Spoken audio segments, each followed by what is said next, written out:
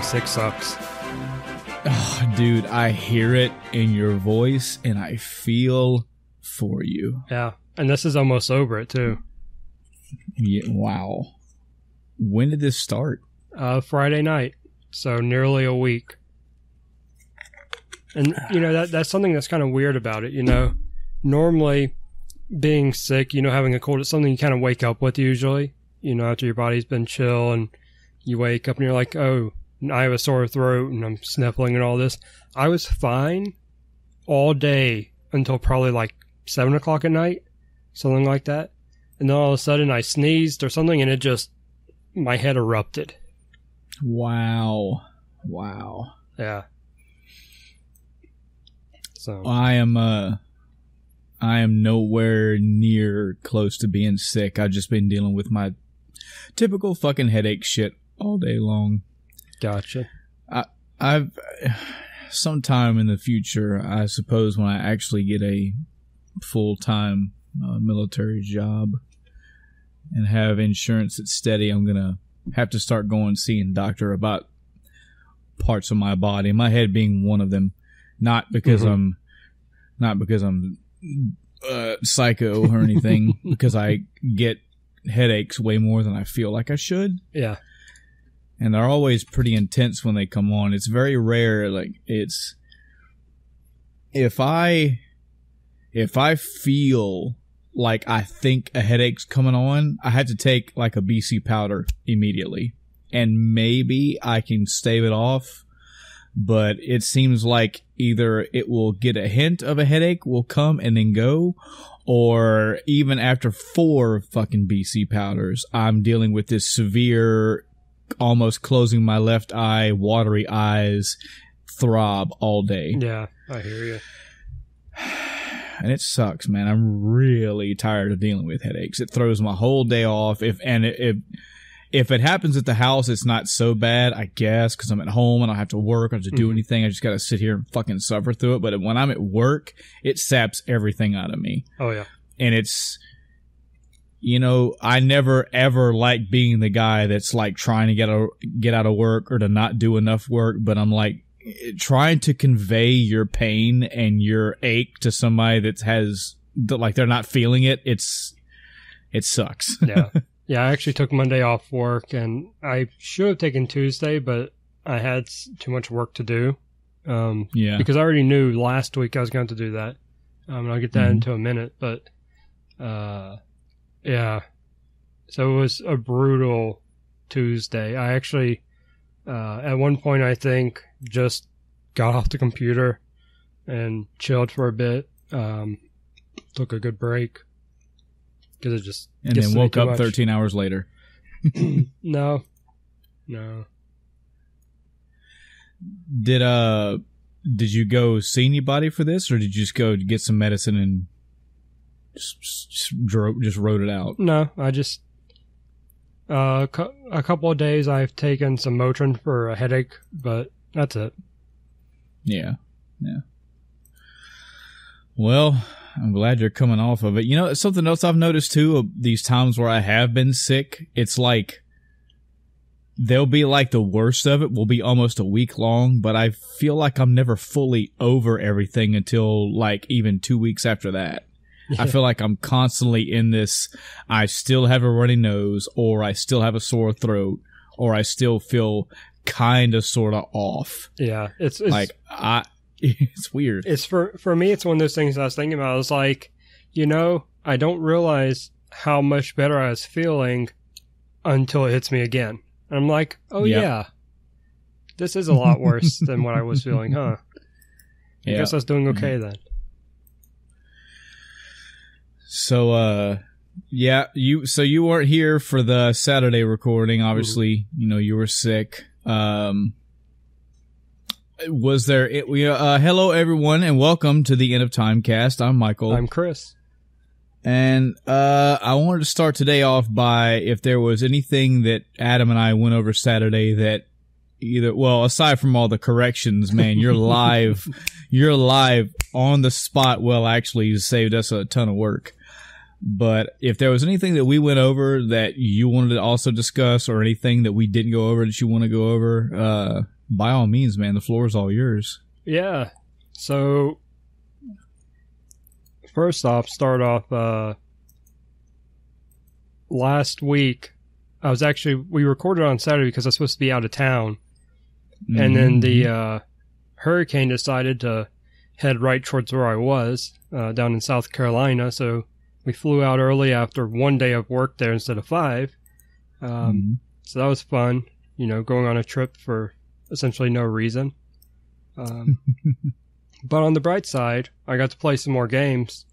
I think one of the biggest things, news related for last week, that wasn't discussed was Destiny 2, Year 2, the first raid was launched. And it took, hold on, let me reference my notes. 18 hours and 48 minutes for the world's first to happen. Wow. I believe the raid before that took like 6 hours. This is the longest raid in Destiny history now. It is the first raid to overtake the first raid that was launched in Destiny 1. Vault of Glass. It took 14 hours for someone to complete. So this is 4 hours longer, almost 5 hours longer than the very first raid took. To hype this up for our audience, in case for the gaming and non-gaming audience that doesn't know what this is, typically when an MMO releases a patch or an expansion, you will have these high tier, what they're called raids, where you and basically really experienced and or very highly geared players will get together, and you will tackle this brand spanking new dungeon or boss scenario. And typically there's like an unspoken race around the world where all the groups are trying at the minute that fucker drops. Let's get our gear. We already got a gear. Let's get in and let's start trying these things. All right. What's this boss got? Okay. He's got a sword. He's got a sword and he moves to the left. All right. Let's all move to the left with him. We can't do that because there's lava there. All right. We all wipe, start over. All right. Well, he's got a sword. His sword's on the right hand side. He's moving to the left. Let's move to the right. Okay. We can't move to the right because he just swiped and cleaved everybody. Now we're all dead. So every team in the world in this new raid are trying, like they have no idea what to do. This is probably one of the most fun things to do in a raid.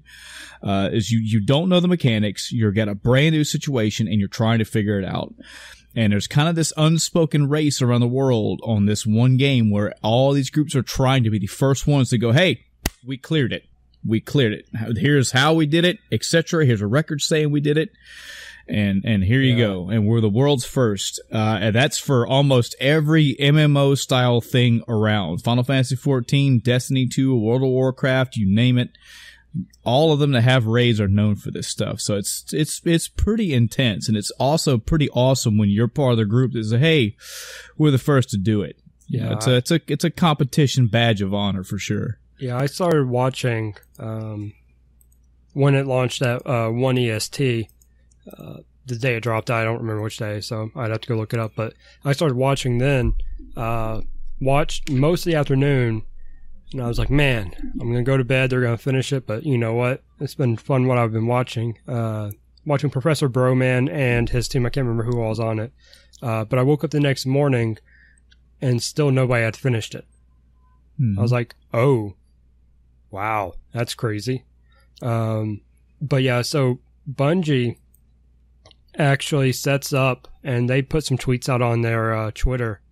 They essentially have kind of a movie theater style room where when world's first are, up for grabs, they actually bring in, devs and team members that work on the game and whoever else they bring in, I'm sure, and actually watch all the different Twitch streams of these teams go side by side competing for the world's first.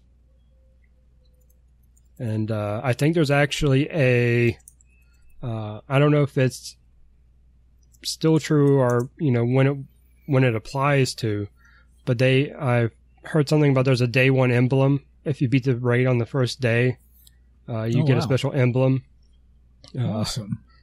I think there was some questioning about when the day mark ended. You know, whether it was 24 hours if there was a certain time, because it took so long. It was like, are they still going to get their emblem? Because they certainly deserve it, but... oh, man. It was crazy to watch, and this has got to be, I think, the single... what's the word to use? The biggest level increase at the time of a drop, of a expansion drop in relation to the content, because I think the team I was watching, Professor Broman and them, they were only around 547 to 551. I know that changed some with drops they got while they were working on it, but the recommended level, I think the recommended level was like 5, someone says 550, but the lowest content in the raid was like 565, 570, something like that. So they were severely under leveled. When they first went in, they were actually doing tests to see if anybody in their group literally could not do damage to the enemies. Because if you have too big of a gap, you do nothing. They technically are immune to you. Wow. So it was a huge jump, and I was excuse me, try not to do that too much. I thought I was doing pretty good, you know, as far as content went, because, you know, you don't have to be max level, and I had heard that it was like 600 was the cap and 500 was the soft cap. Boy, is 500 the soft cap. But I was happy, you know, until I saw the raid. I was like, oh yeah, I'm 505. I can do pretty much most of the content, you know, and pretty soon I'll be raid ready. I was 505. I'm currently 510 after playing a little bit this week. I haven't been playing it that much because of all the other games that have dropped, but I wanted to get in and do some of the weekly stuff. And I had talked about the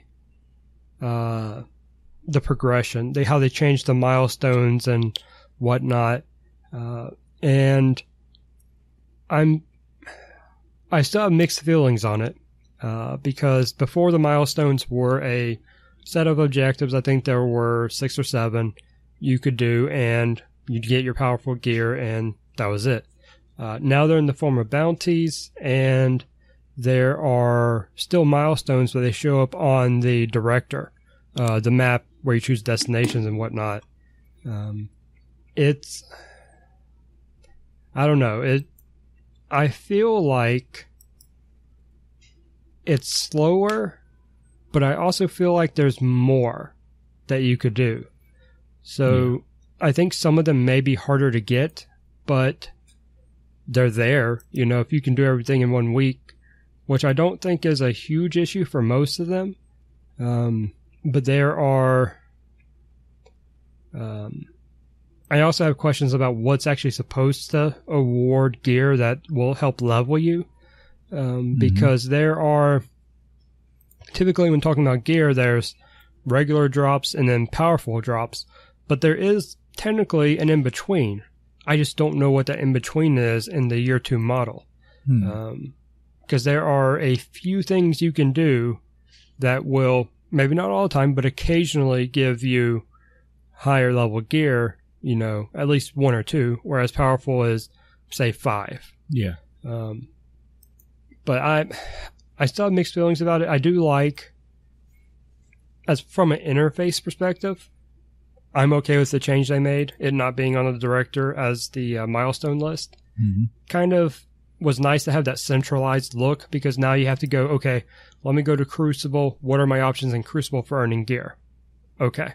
Let me go to Strikes. What's my options here? And they do show on the map a little icon that there is something in that category or on that planet that will give you this higher gear, but you still have to go in to look. And so just looking at the director and going, okay, Strikes, Crucible, Nightfall, Raid, okay. And anything else that happened to be on there. Mm-hmm.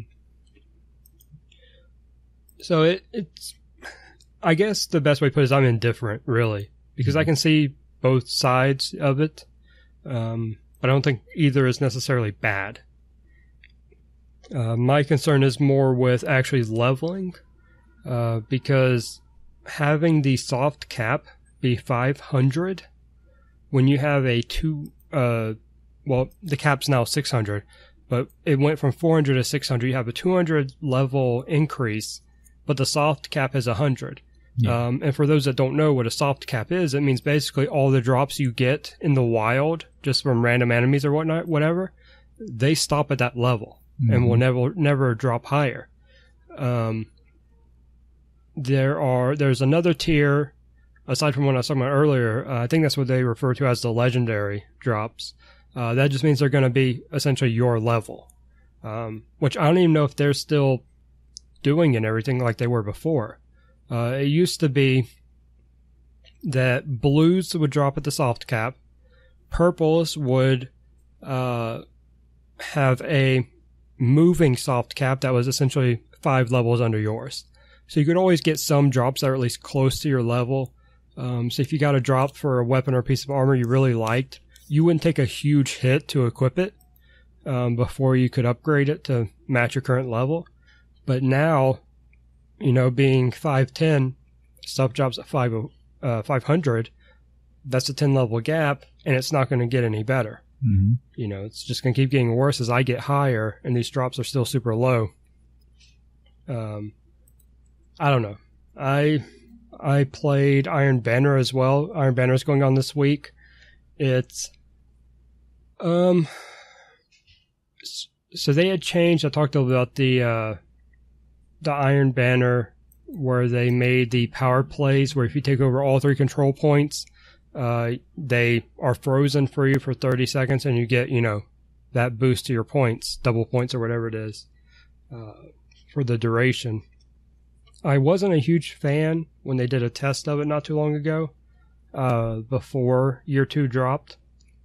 Playing it this week, it felt a lot better. I don't know if it's just because it had a different crowd of players, but I didn't feel, or if they made any adjustments to it, such as, shorter duration or anything. I didn't actually time it to see if it's still 30 seconds. Right. But it felt better. So I don't know if they did something or not. I don't know if I just got used to it, Yeah, because anytime they change something like that, takes some getting used to. So Iron Banner is still, I enjoy Iron Banner. It's been one of my favorite events through Destiny. And it's rough now because they actually added back in the level advantage. Mm-hmm. So if you go in at 500 going against 550s, they hit you harder than you hit them. Which I don't mind. That's how Iron Banner was from the start. But then they changed it probably... excuse me. They changed it probably year 2 of Destiny 1. They changed it around year 2 of Destiny 1 to where level didn't matter, which isn't a huge deal. It just makes everybody able to, enjoy it a little bit more. Mm-hmm. And looking on Reddit, there are people that are like, yeah, if you're only 500, you're not going to enjoy it, so don't do it. I was 505, and it was very rough. Yeah. I don't think having the level matter is a good idea in the current state, as long as the drops do not level you up, which is very frustrating. I've talked about this before. Iron Banner in year 1 of Destiny and most of year 2 was my go-to way of leveling. I didn't care for raids, still not huge on them, but I did more later in Destiny 1's lifespan or life cycle. But in Destiny 2, didn't enjoy the first raid, didn't do any of that stuff, so I was like, okay, Iron Banner, I'd like to level, with it, but they still are not letting you, they're still soft capping it essentially. So all the drops are at 500. I'm at 505 to 510 now. still dropping at 500, and there are some long-term goals. So, like, for all of the week of Iron Banner, you can potentially earn, I want to say, 3 powerful engrams, so 3 chances at upgrading a slot or 2. But you have to play, let's say, 100 games or 200 games to get those 3. Mm-hmm. That's not a good effort, time, reward ratio to me. I want to play more Iron Banner, but I have nothing that will reward me for doing it, aside from these way in the distant milestones that I may or may not even hit in the week. But at the same time, I have these other milestones. I can go do my strikes, and I'm guaranteed after 3 strikes, or first after 1, I think, or 1 heroic story, I'll get 1. After 3 strikes or 5 strikes, I'll get 1. That's much quicker. You know, that's an hour to get the one that takes 5 strikes if it's 5, because they're roughly 10 to 15 minutes each. But I could spend, 100 hours in Iron Banner and eventually get 1. Maybe, if I'm completing the objectives it wants me to do. But per game, I'm essentially getting nothing. Yeah. I got to the point where I didn't even check my inventory after matches ended. I just waited until I'd done 2 or 3. And then, like, all right, I need to clear out my inventory space so I don't have to go deal with the postmaster later. So let me go highlight, delete. All right, all my drops are gone. Move on. Even with the Iron Banner specific gear, of course, those drops I care about because I want the set for the event, but they're dropping underleveled. So I can't wear them. Because they changed infusing, so it takes more resources to infuse stuff now. Mm-hmm. So even that part of it's slower. It's kind of a give and take there because they disabled the thing where you had to have the same type of weapon to upgrade one. So like I can use an assault rifle and my scout rifle now to upgrade it, which is good. I love that. That's the way it should be. It's the way it was before. I didn't like that change. But now, to help keep that from making the upgrade process trivial, they added in additional material requirements. So you have to put forth a little bit more effort, and you can't upgrade everything. You have to actually work your way through, pick and choose, and then use extras once you have your stuff to upgrade others, or secondary, tertiary gear sets, which I'm fine with, but it just makes the process a lot slower. I have, like the Iron Banner gear, for example, I have 3 pieces of it, and I had them for probably 3 hours until I specifically went to farm the materials I needed to upgrade them using other drops I already had or I was using before that, because they dropped at 500, and I had, I think, a 513 cloak or something. So I had to wait until I could afford to infuse that 513 into it, and then I could start wearing it, which isn't cool. And it's especially not good when it comes to, like, there are apparently, well, first off, there's a triumph or a bounty, rather, that gives you something if you win a Crucible match wearing all pieces from the Crucible. So you play enough to earn those drops, you equip them all, win a match, you get a bonus, because you've played enough to earn the equipment, etc.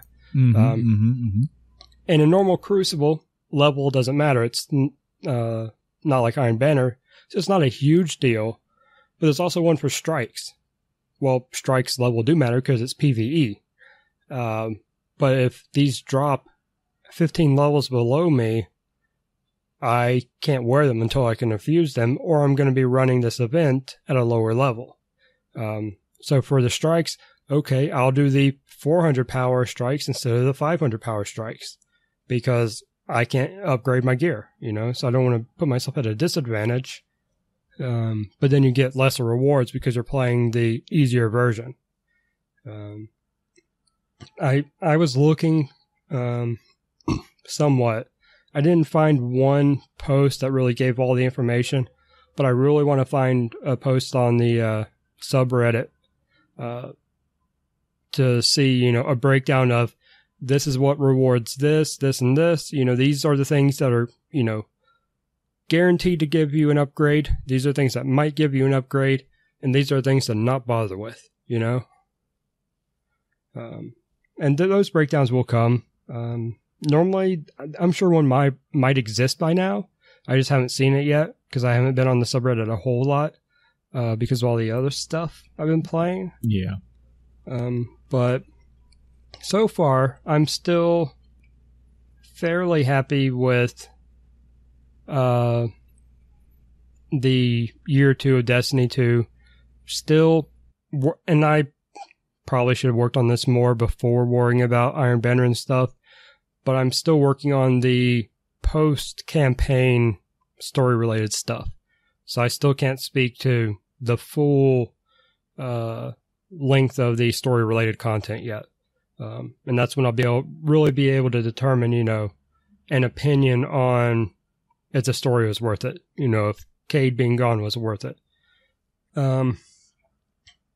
Shifting away from Destiny, Trials Rising had its closed beta last week. Mm-hmm. Have you ever played a Trials game? Nope. I think there was a Trials that just came out free on one of the PlayStation giveaways, right? Yep. Yeah, I have that one. Have it downloaded. Haven't got around to it. But, right. Well, I'm trying to think. I think I may have played a demo before, way, way back in the day around the time Trials first came around.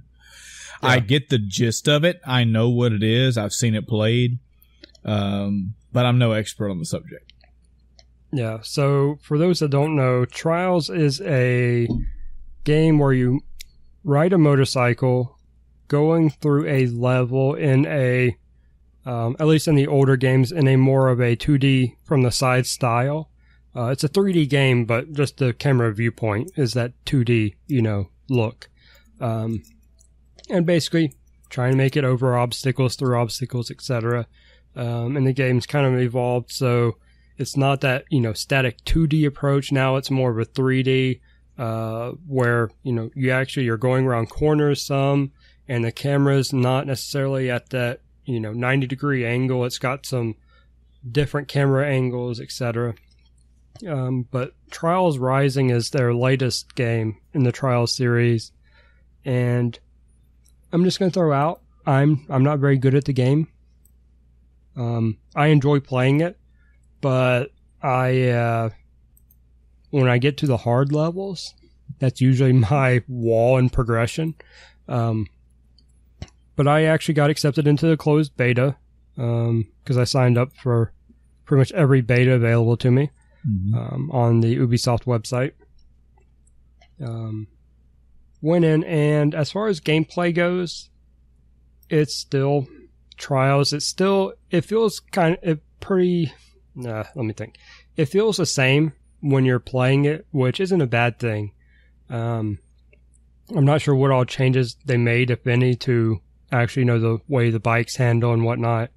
The story, if you will, of this game is a little bit different. There's a world map approach as opposed to just a level select approach. So at certain points you can choose where you're going to go. You have a lot of options. You have sponsors and sponsor deals that you can kind of pick and choose the levels. You'll have a sponsor opportunity for levels you've already beat, where they want you to get, certain objectives. Beat the level, but have a wheelie for 10 meters in the middle of it somewhere, or over the course of it. So they give you additional objectives, so it kind of gives a little bit more replayability. For a closed beta, it was fairly solid as far as gameplay goes. There were a couple bugs. One of them, I went on the forums to report, and it was already a known issue, and they already had a fix for it, a workaround. I reported 2 other minor bugs that weren't game-breaking by any means. I think the worst case was just restart the game and you're good. So, not bad for a closed beta. I'll probably play it when it comes out. I don't know if I'll get it immediately. Then maybe when I wait on it a little bit. Unless I'm, dry on games for the time being, but I don't think so. If anything, I might get it earlier just for the kids if they're interested. Yeah. Because I have 2 different Trials games now, 2 or 3. And I know one of them gets played by at least one of the kids fairly often, so I might grab it just so they can play it. I don't think there's anything child unfriendly about it other than just the generic, violence involved in the wrecks and whatnot. Yeah. Because the levels are treacherous. There'll be fire and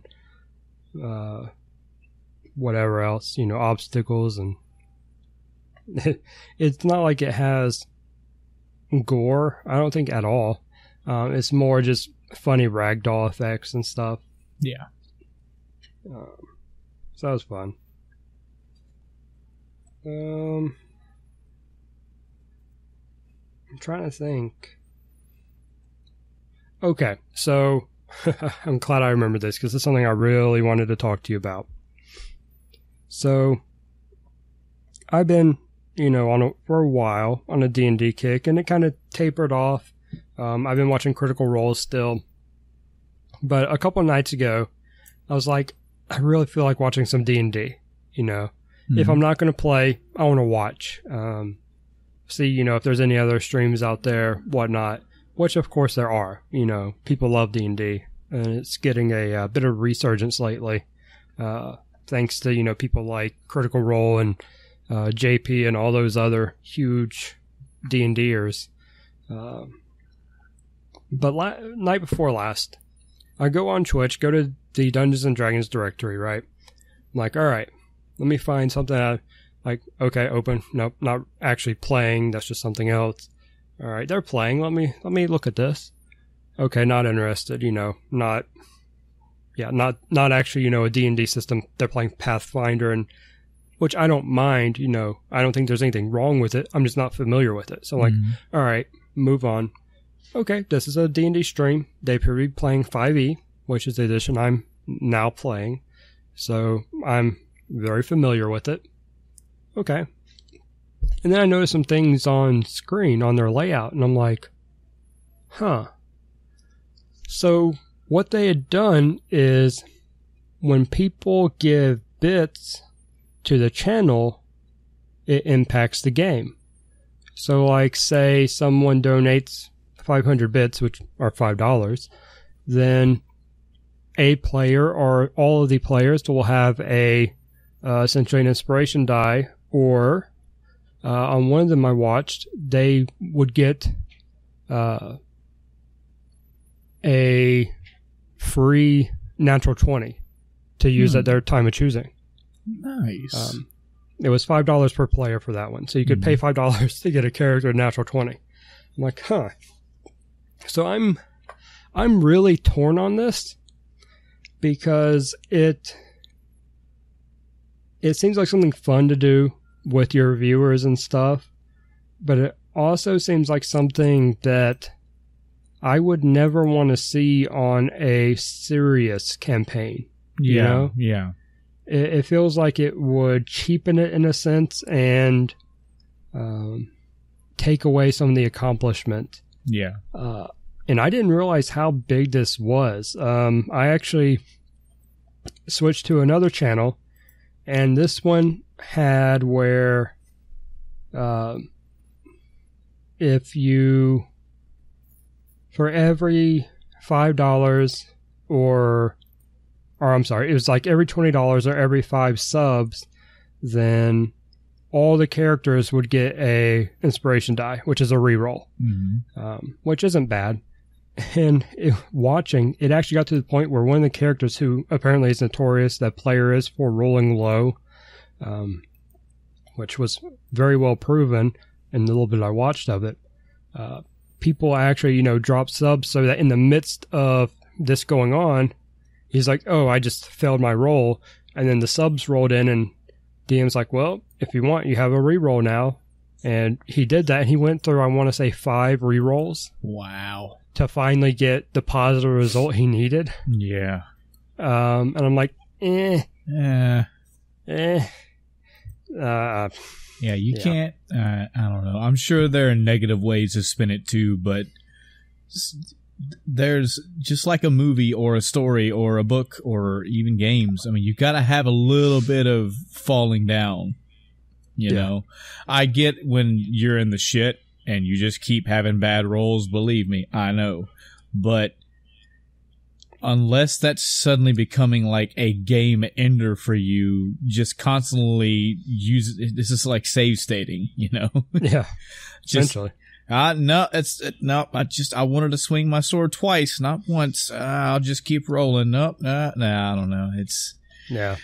And plus, it's not even you that's doing it. You know, just like you said, it's more of it's almost like a weird pay to win. Hey, can you guys pay me to win? Yeah.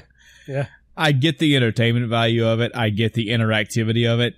I get the audience participation of it. And you know, while neither condoning nor condemning, I understand it. Yeah. There was another one, and I didn't realize how big this was because I went through like 4 or 5 different channels and saw the same thing.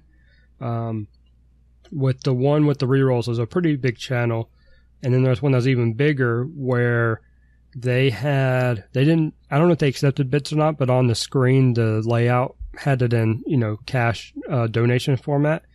But for like $100, you could actually insert something in the game as essentially the DM.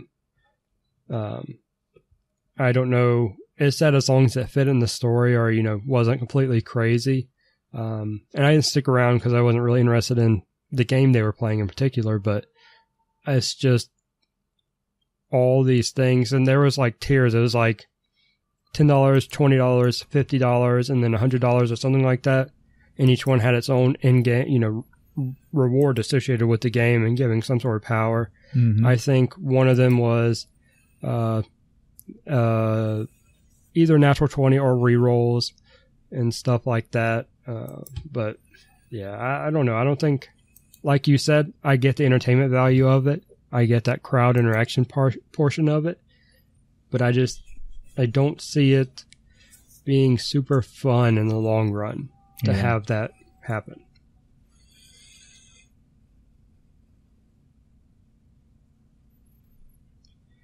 I think that's about it for me, aside from our topic today. So that's all of your week and all the stuff that we didn't cover Saturday that you wanted to go over? Yeah. Okay. All right. Well, been playing a few games. Haven't really done anything outside of gaming other than indulging my wife on her Gundam wing or her Gundam model kits. It's awesome for me to be able to do this, man. And I feel so... I'm gonna get around to watching Gundam, folks. At this point, I mean, my wife is in our house building Gundam model kits, and I'm the guy. I'm the fucking nerd. So I can't. I have no truck with watching this anime. I just never have, and I never got around to it. And now that she's getting these, and she's asking me to, you know, we're buying all the Gundam stuff we possibly can, all the animes, OVAs, and all that stuff. I'm gonna get around to watching all of it, and I'm sure it's good. I just unfortunately can't share the passion for it like she has, because it's one of the tens of thousands of anime series I just never got around to watching. We do have an episode where we talked about anime. Chris, was that me and Adam or me and you? No, it was you and Adam. All right. Me and you can have we'll do a DJ run that back one day. Me and you will do our own little anime episode. It'll probably be a lot of regurgitation of my shit, but yeah, I'd love for the audience to get to know your anime story and life as well. That was the first tangent in between episodes 9 and 10. Yeah. But yeah, all that aside, man, this is awesome for me because I can always just spend money on my wife when it comes to makeup. I can always she just tells me what she wants and I'll just go buy it for her. But I can go buy these big expensive model kits and just fucking dote and indulge and spoil her. And it's like, this shit is so cool. Like, fuck yeah, I'm going to buy you this, you know? And it's awesome. Yeah. We are now to the level where we're looking at IKEA for display cabinets because once she starts having like 4 or 5 of these models built, we're officially going to be out of room on the 1 to 2 places we can store these and display them. So it's getting to that level. Like we're going to have furniture shipped in and we're going to start putting these up. Once she's made them, we're going to be displaying them, and it's going to be so fucking cool when people come over to our house and they're looking at that. They're going to see all this shit. They're going to see all this setup and it's top 15 on my wall and all these Mega Man pictures, and they're going to look at those and they're going to go, dude, that's some pretty cool work. And I'm going to go, nah, man, that's her. She can be like, those are mine. I'm like, yeah, I love it. It's so awesome. But yeah, aside from going to gaming stores, shout out to Play and Talk. It's a local store. Local game store around my area down here on the Mississippi Gulf Coast. And, yeah, that's where we've been getting them so far. They love us now. I'm sure they do. They haven't said it, but I know they do because Jesus, we've dropped more money than I wish to disclose on my podcast about them. Yeah. I haven't really watched any movies lately, any TV shows. I can't really think of anything non-gaming related, so I might as well just roll into the games. Quite a few because I'm still in my little turmoil situation. Well, a bit. I think I've slowly settled on a couple games. I'm going to start off by talking about some of the games that I'm loosely playing, as in I'm not strictly focused on them. I kind of pitter around to them when I get to them. One of them is a Steam game that I mentioned.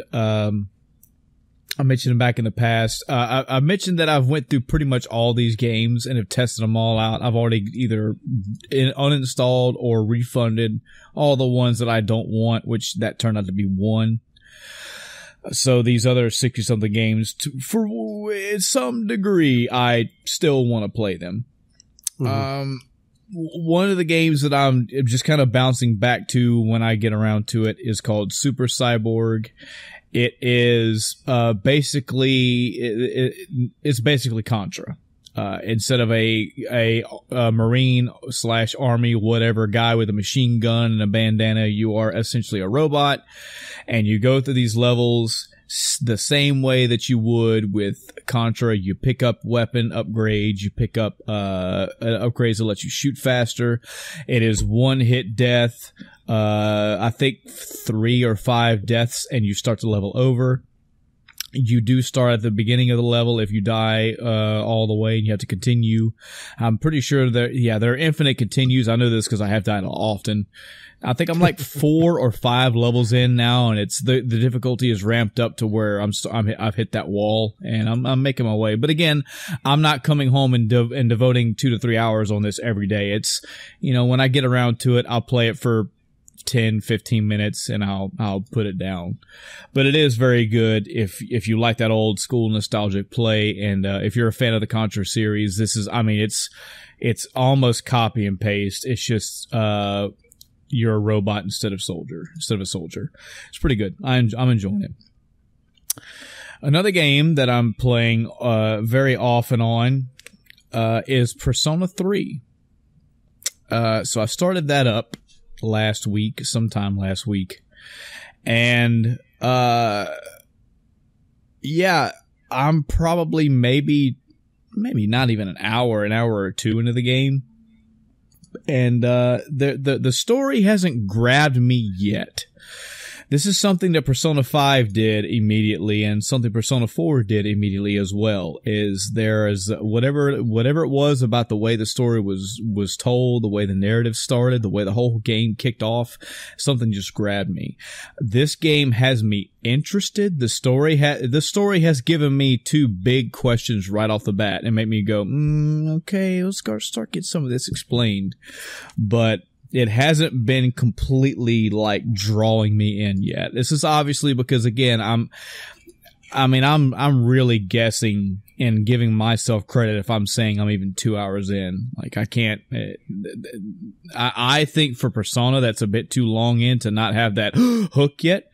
But it could be. From what I hear, the Persona series didn't really get its stride until Persona 3. So if this is the first in those really stellar, awesome RPGs, then okay, I'll give it some more time. But nothing about Persona 3 yet has had me just wham bam. I have done no fights. I've done no battles. I'm in that literal beginning of the game stage where I'm running around town talking to people / schoolmates / digging into my home, whatever. The music is not as catchy yet. I haven't had any tunes yet that have just stuck in my brain, but I'm just trying to lay some flesh out there for people to understand. I'm trying to flesh this out so people understand that I'm only an hour, maybe 2 hours into it, and it's hard for me to really get a good judge. If I make it, say, 10 hours into this game and it's just mediocre, well, then, that's a different story. But hard for me to pin down anything right now. So let's just, as the audience, I'd say until the next episode or two when I do decide to put some hardcore time into it, which is actually coming up pretty soon, let's hold off on my opinions on Persona 3. I don't want to give it anything right now because I could play this thing in the next 30 minutes if something could happen. The thing that Persona stories do where they go, shift could happen. Just hasn't happened yet. And I don't know if it's going to. So yeah, that's another one that, I picked up, dabbled in minutes here and there and put down. Another one that I've done that too is Mega Man X8. Mentioned before that I've played pretty much every Mega Man X, except for 8. I own it. I played through 7. I've given 7 2, if not 3 solid chances. And folks, if I'm telling you the game is not worth my time, that says a lot because I give Mega Man a metric fuck ton of allowance. You almost could put Mega Man sticker on a pile of shit, and I'd say that pile of shit's good. Mega Man X7 just does not feel good to me. I know there are some people out there, there's a core audience that likes Axel as a character, and I will admit his attacking versatility of shooting in, the directions and all that is fine, but I just don't care for Axel. You have to understand, I am that asshole that doesn't like change so much. I say that, and yet there are times when I do. But in Mega Man, I don't really like change. And X7 rolls along, and there is a third playable character. I don't need a third playable character. I don't need him, and I don't really care for him. I don't dislike him. I don't hate him. It's just, if I'm given a choice between playing as Mega Man X or Zero or Axel, I'm playing as Zero, and then I'm playing as Mega Man X. And if I have to, I will as Axel.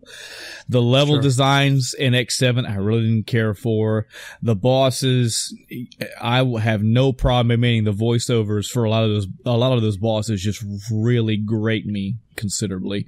All in all, like I said, I've given 2, maybe 3 solid chances of Mega Man X7, and it never appealed to me. I don't know where I heard it or where I read it or where I was told, but I had it in my brain. I had it in my mind that Mega Man X8 is better than Mega Man X7.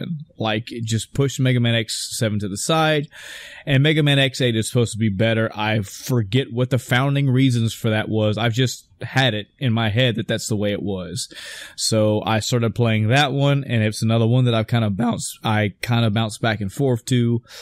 I beat, one boss. It's the forest level, the bamboo something boss. I forget his name, the panda. And I've stopped playing that game as well. It's just, I'm not digging the controls. Something about when you play Mega Man X, if the only X you ever played is Mega Man X, it is undeniable the tight controls that game gives you. And when if you were to just fast forward from Mega Man X to Mega Man 8, the game just feels off. It just feels different. It feels clunky. It's understandable since they're trying to go to a pseudo 3D look, but it suffers from what most games suffer from when they go to 3D, which is why I still say to this day, you don't fucking have to take a 2D game and make it 3D. And if you do, you need to keep it a certain way. And one of the ways is stop slowing your characters down. Mega Man X was a 2D side-scrolling sprite-based characters. If he turned left to right, it was instantaneous. If anything, there are games that do like a pixel frame, like a a hundredth of a second frame in between that shows the character turning. That's fine. Right. But yeah, so Chris, you understand what I mean. I'm hoping other gamers understand as well. When you make a 3D character and you take the time to have that character model everything they do, that slows the character down. And I hate that. And like most 3D games, X7 and X8 both suffer from that. It's trying to be tight, but it's just not. I feel that I am very opinionated when it comes to Mega Man X or Mega Man games, period. I feel like I am, but I also feel like I have enough Mega Man experience under my belt to make a fairly good argument that I understand the controls and the way that Mega Man feels. And I just don't like the way Mega Man X7 and 8 feel. I think they learned some lessons from 7 and kind of sort of corrected them in 8, but it's still just not... It just doesn't feel good enough. It's not one where I jumped in and said, okay, yeah, this is way better than X7.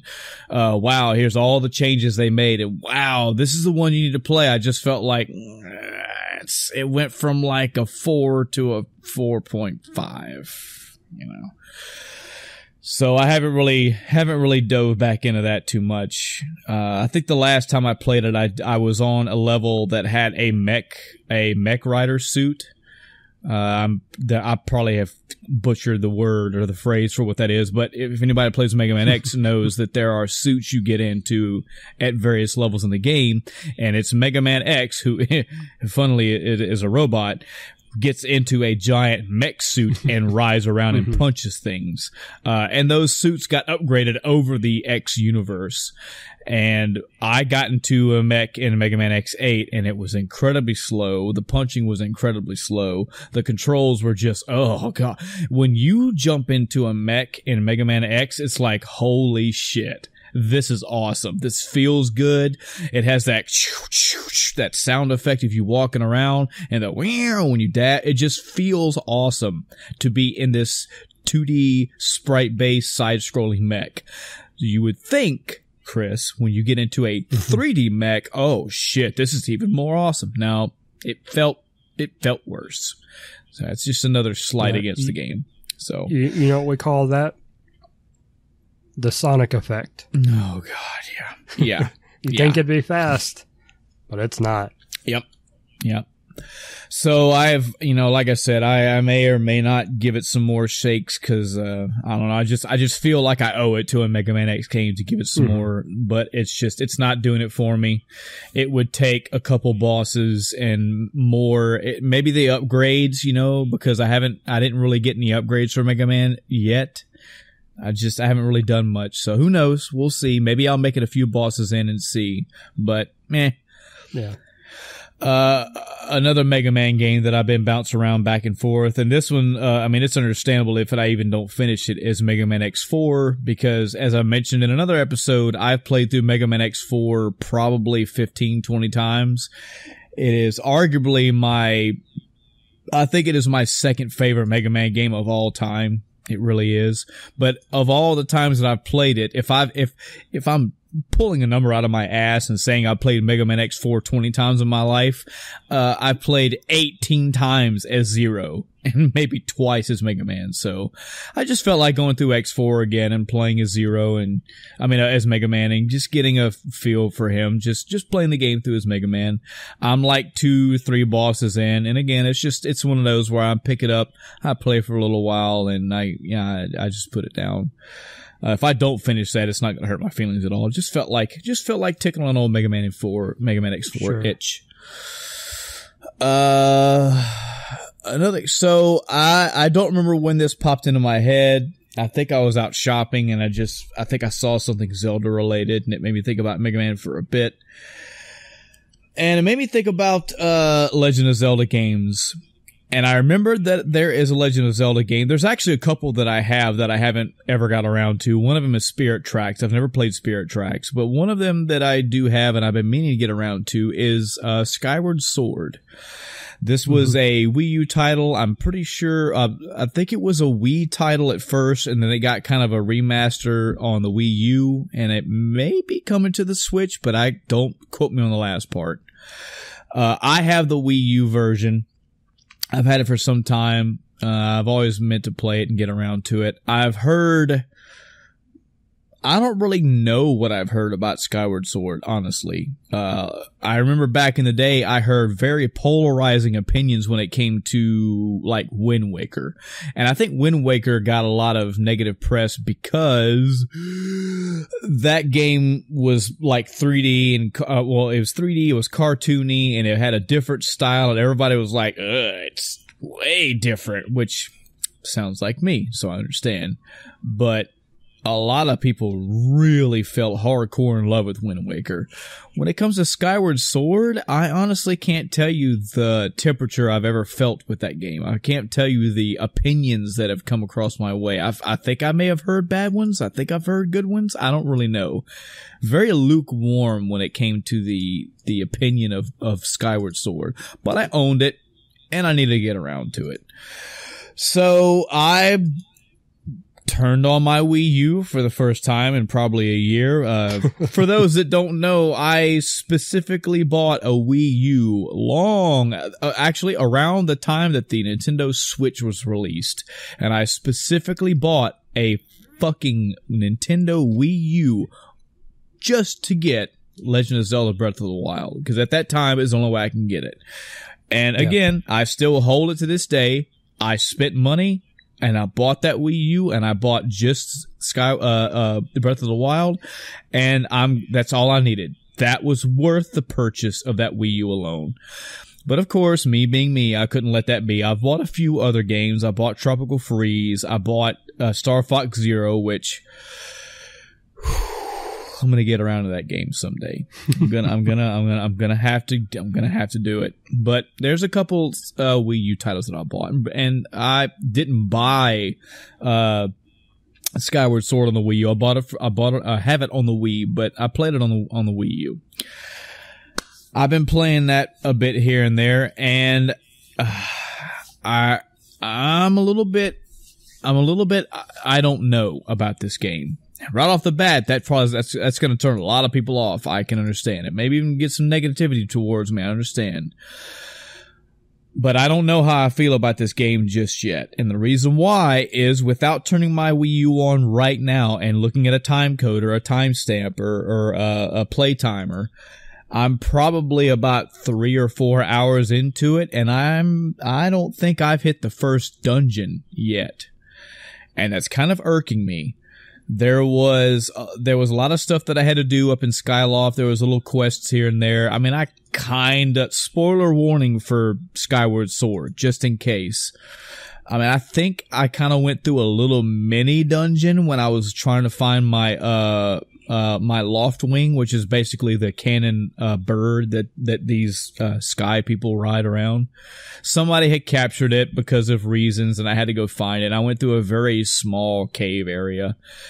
But I'm out of there now. I've progressed through the story, and again, if I had to guess, I'm about 3 or 4 hours into the game, and I haven't been told, hey, you're about to go into the first of hopefully like 9-10 dungeons yet. That's problem one for me. I don't have any measurement right now to tell you how fast you go into a dungeon in all the old Zeldas, but I'll tell you right now, when I played Link to the Past, it's arguable that the first 5 minutes of that game, you're thrust into a dungeon. When you leave your house, you go find your uncle collapsed in the thing, tells you go rescue Zelda. Small basement area of the castle, true enough, but that's good enough for me. That game starts, you know. Yeah. Same thing with Ocarina of Time. You wake up and they're like, "Hey, you need to go find that." I mean, I'm looking for this to kick off, and there's a lot of development going on so far. A lot of narrative, a lot of text, a lot of talking, a lot of me pressing through dialogue boxes right now. And I'm not saying that this is the only Zelda to do it. I'm saying that this seems to be doing it a bit for my taste. That's strike 2. Strike 3 is, okay, let's get the whole discussion of fee out of the way. I've mentioned before on this podcast that it's weird to me that Navi from Ocarina of Time. Well, I almost said Final Fantasy Ocarina of Time, Adam. I mean, God, fuck, I can't talk today. Mine's blank. Yeah, I know. I cannot think right.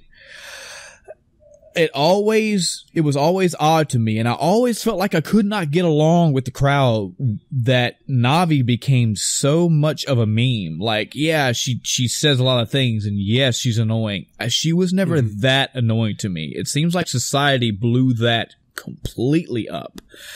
I'm not trying to say that to be a contrarian. I'm saying that when I was younger, of the 15 times I went through Ocarina of Time, I was never like, oh God, Navi, shut up. I mean, yeah, she talked to you often and she gave you a prompt to talk to her. And yes, the hey, listen was there. But I understood that it was a Nintendo 64. They didn't have 57 sound files. I don't know. It never bothered me. I do recall hearing kind of sort of comparisons between Navi and Fi from Skyward Sword, because apparently Fi is apparently also very annoying. But my experience with Fi so far has been, yeah, she's pretty much the same. Like, a prompt will come up and she'll be like, hey, I want to talk to you. What aggravates me about Fi is that they have her written as almost a robot that she takes 20 words to say what can be said in 5. That's problem 1. And problem 2 is an NPC will tell me something, just making shit up off the top of my head. An NPC will be hanging off a cliff by one hand. Link, I'm about to fall off. I need you to pull me up. And then Fi will pop out. Hey, that person is hanging on by their hand. I think they want you to pull them up. This happens a lot. Like, maybe not exactly word for word, but she basically re-paraphrases what you were just told. This has happened on 3 separate occasions for me so far. That to me is annoying. That's very annoying. I don't need you telling me again.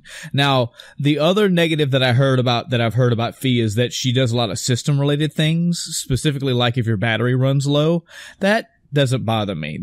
Every other Nintendo game does that now, and a lot of other games do that period where the in-game, the fourth wall gets broken and whatever character will say, hey, your battery's getting low. That doesn't really bug me.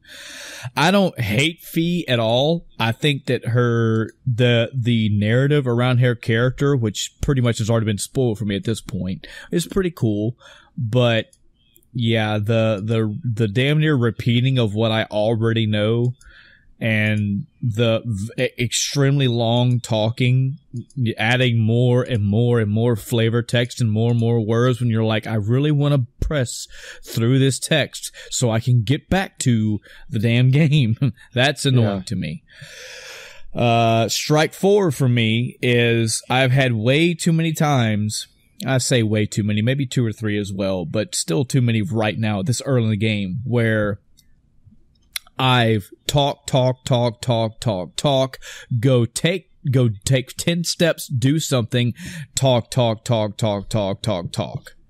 I hate that. I remember one point I got out of an area. It wasn't a dungeon. It was like inside a house and then go outside a house. I was inside an area. I talked. I had some dialogue. I left an area.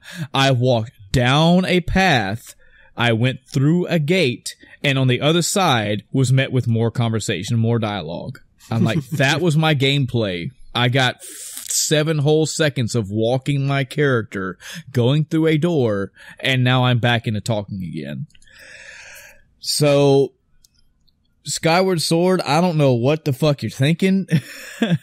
I don't know what this game has in store for me. Maybe like Persona 3, once this game actually kicks off, once I actually get into these big sprawling dungeons that I'm hoping are there, that those are some of the reasons why I love Zelda. Maybe when that shit is actually in play, maybe this game will change for me. There's also a 5th thing that I'm having a problem with, though, that will never go away because it is built directly into the game. I knew this when I bought the game. I knew this about the game. I figured I'd try it anyway to spite it, and it's not exactly working for me. It's that this game is controlled via the Wiimote and the nunchuck. And you actually point your Wiimote at the screen, and you move it up to down to have Link slash vertically. You move it left to right for him to horizontally slash one way, and right to left to slash the other way. It hasn't been tiring. I don't think any Wii game I've ever played has had me tired. I mean, come on, guys. It's a fucking video game. If you are getting worn out over a Wiimote, you might want to look at some health issues. And yes, I mean that in all seriousness. I'm not picking on unhealthy people. Just saying you need to, come on, man. It's not that bad. That's not my issue. It's just the fact of having to do that bugs me. It's just the fact of me having to swing my remote around and get that precise movement that I am not a fan of. Yes, it is almost 1-to-1 because this game specifically works with a Wii Motion Plus, which I own. But, so yes, it is almost 1-to-1. But that's it. It pushes the brakes down just a bit. You know, it slows the gameplay down just a bit for me. All the Zelda control styles that I do like are there. Z targeting is there, so when you do see an enemy, you can lock onto it. You can still strafe left, strafe right. You can still backpedal. You can hop to the left and hop to the right. But another issue is that when you're locked on, you have to basically like jostle your chuck in order to pop the shield up. It's not just lock on and your shield is automatically up, which is awesome. It's lock on and then, you know, move your nunchuck and then he'll pop the shield up. I don't like that either. If I'm so used to Link going, it's fight time, lock on, shield is up, sword is out, let's go. You know? So, yeah, this is not, I don't know where to put this yet. I don't know how I feel about it yet. I still want to make my way through it. I'm feeling like I at least want to get through the first of whatever this game considers to be a dungeon. I don't know how this game does dungeons. Thankfully, I haven't had too much spoiled on me. I don't know if it's like 20 little mini areas or if there's only 3 dungeons in the game. I don't know that. But if I go through and play through an entire like whatever thing they call a dungeon is and fight what is obviously a mini boss and or obviously just a main boss, and I'm not feeling it, I might drop this game. It says a lot. It says a lot because Zelda is a very, very important franchise to me. But yeah, franchises can make mistakes. This also had me thinking about a game that I don't own in my possession. I've never had a chance to try it out and get my own opinion, but I feel like I should, is also Metroid Other M. I know that game got severely trounced, but the main issues that I've ever heard about that game, which, yes, Chris, I will totally admit are legit, is that they completely, they gave Samus a completely different character than what you know of. Samus has always been a silent protagonist, and even to me, which I know most people agree with, she's always been this, she's fucking kick-ass. You know, where do I need to go? Go to this planet, take care of business. She goes to the planet, she takes care of business. From what I understand in Metroid Other M, she's given a character, and it's whiny in nature, it's follow orders in nature, it's just not what you picture. However, I can't really recall gameplay if I've ever heard anything negative. I know it's different, but I don't know what it is. So that's another, that's just a little side tangent. That's another game that I need to, you know, borrow or buy or do something and get my own opinion for it. But that's what I'm doing right now with Skyward Sword. And I'm trying. I don't hate it. I don't severely dislike it. I'm having, for a Zelda game, which most of the time Zelda franchises are almost immaculate. They're almost flawless. This has had stumble after stumble after stumble, and I don't ever want to feel like I'm trying to like a game, you know? Yeah. The art style in the game is pretty good. You know, the art style, I can deal with it. I won't say that I don't. It's not that I don't like the art style. It's just I feel like it has a different tone than the other Zeldas. It's trying to, the color scheme and the way it looks, it is trying to be its own look. And that's fine. It's just not one that I particularly care for. And also the addition of having the Skyloft where I've had to do a flying thing, like get that away. Get that far away from me, please. That's something that, like, look, I love Mario Galaxy 2, but when they added those, I think it was only 2, but like the parts where you had to actually fly something to beat a level. Oh, I just don't like that. Yeah. tilt the Wiimote to the left or the right to steal. Stop. I'll do it to get it out of the way. But yeah, so I hate motion controls. Yeah, man, I haven't really found any that have made me just yep, this is what it's about, man. This is the future. I still feel with the games that I have played that utilize motion control, I feel it's tacked on. I feel it's added. I don't feel it has revolutionized anything for me. I think it was something that's pretty cool to try. I'm glad Nintendo did try it because that's what they like to do, but it's not something that I want to see carried on into the future at all. Yeah, the only things I can think of that where I didn't mind it was bowling and baseball. Yeah, which is where I think controls like that belong. You know, when you're trying to emulate something that people already do in everyday life, swinging a tennis racket, swinging a baseball bat, tossing a bowling ball, I get those. But almost everything else I've ever played that has a Wii Motion part or a motion control section, it just feels tacked on. It's like, no, don't do that. So Skyward Sword, yeah, like I said, I'm gonna keep trying it here and there. It's just when I first went into it, it's like, yeah, it's been a while since I played a good, a not Breath of the Wild Zelda. You know, let me go back and try some old shit. And I'm now to the point where it's like, do I really want to go back and play that? What else do I have to play right now? I'll go play that later. And that's so sad. One of many games that I'm going to try. Same thing with Spirit Track. Same with Metroid Other M. Same thing with Star Fox Zero. The ones that I have heard and know of that get negative, they have notoriety around it. I'm going to give them my fair shake to at least.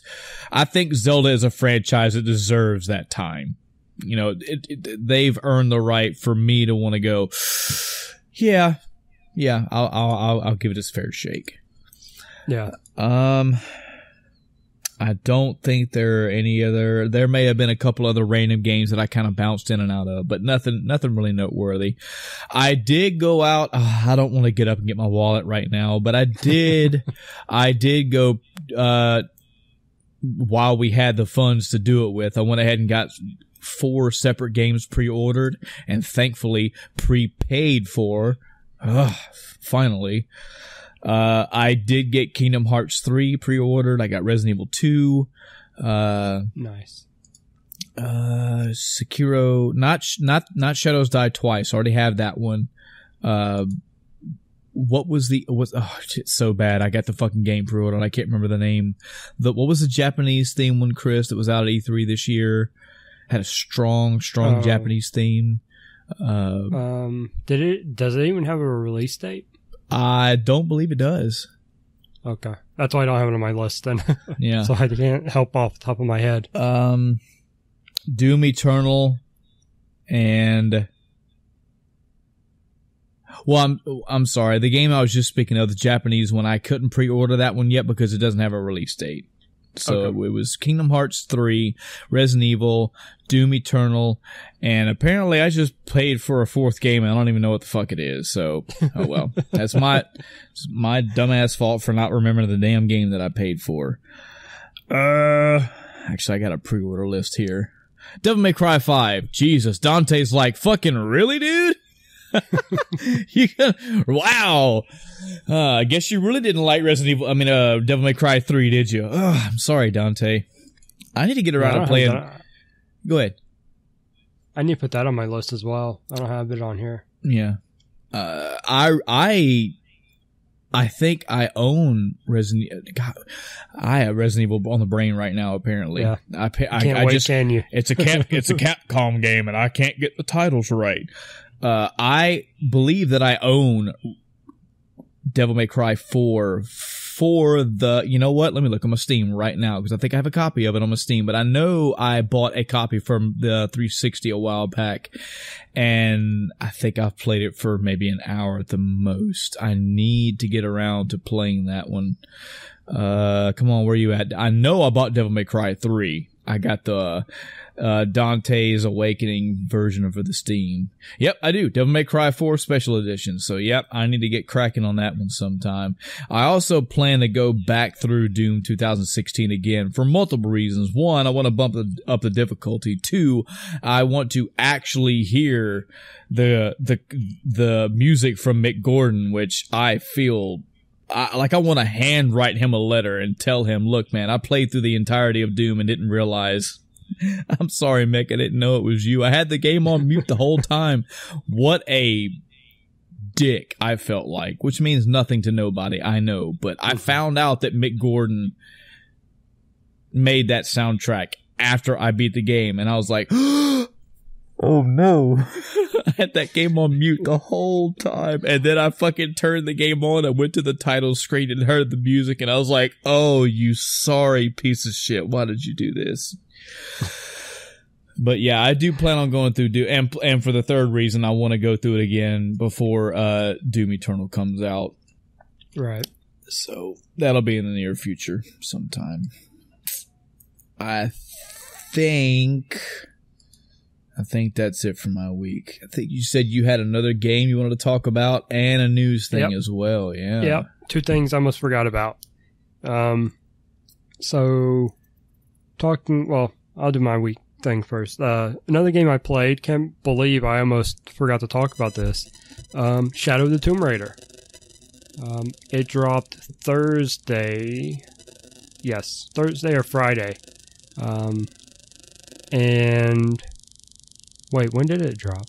No, it dropped like Monday. God, I think I have it up right in front of me. It dropped on the 14th, which was, last Friday, the day I got sick. So I'm ready to play it, and then I start feeling like crap, so I'm like, okay, I can't do this right now. So I wait, and then Saturday I didn't do anything. I didn't play any games. I just listened on the recording into the actuallys for you. Mm-hmm. I was feeling like crap. But Sunday I was like, I cannot have the entire weekend go by and not start this game. So I loaded it up just for the tracking purposes. I have 12 hours in the game. Mm-hmm. And I am, according to the game, 49% complete. That includes collectibles and everything else. So whatever ratio that story, don't know. I believe I am maybe 2/3 or close to 2/3 done with the story part of it, I think. Mm-hmm. I know I am a long way away from having all the collectibles. I think overall I've got like 1/3 of them. I don't know how many more areas there are. There's probably a couple more. But so in comparison to the previous game, I feel like graphically nothing looks different. This might be because I'm playing on Xbox One. Because I know on my PS4 Pro, games look a lot better. Mm-hmm. And I don't have Xbox One X. So it may be that I'm not seeing it just because it's Xbox One version. But I don't feel like there was really any change in graphics, which isn't a terrible thing. I mean, the game still looks good. Mm-hmm. I just don't feel like it went through any major leap like some games we see. Yeah.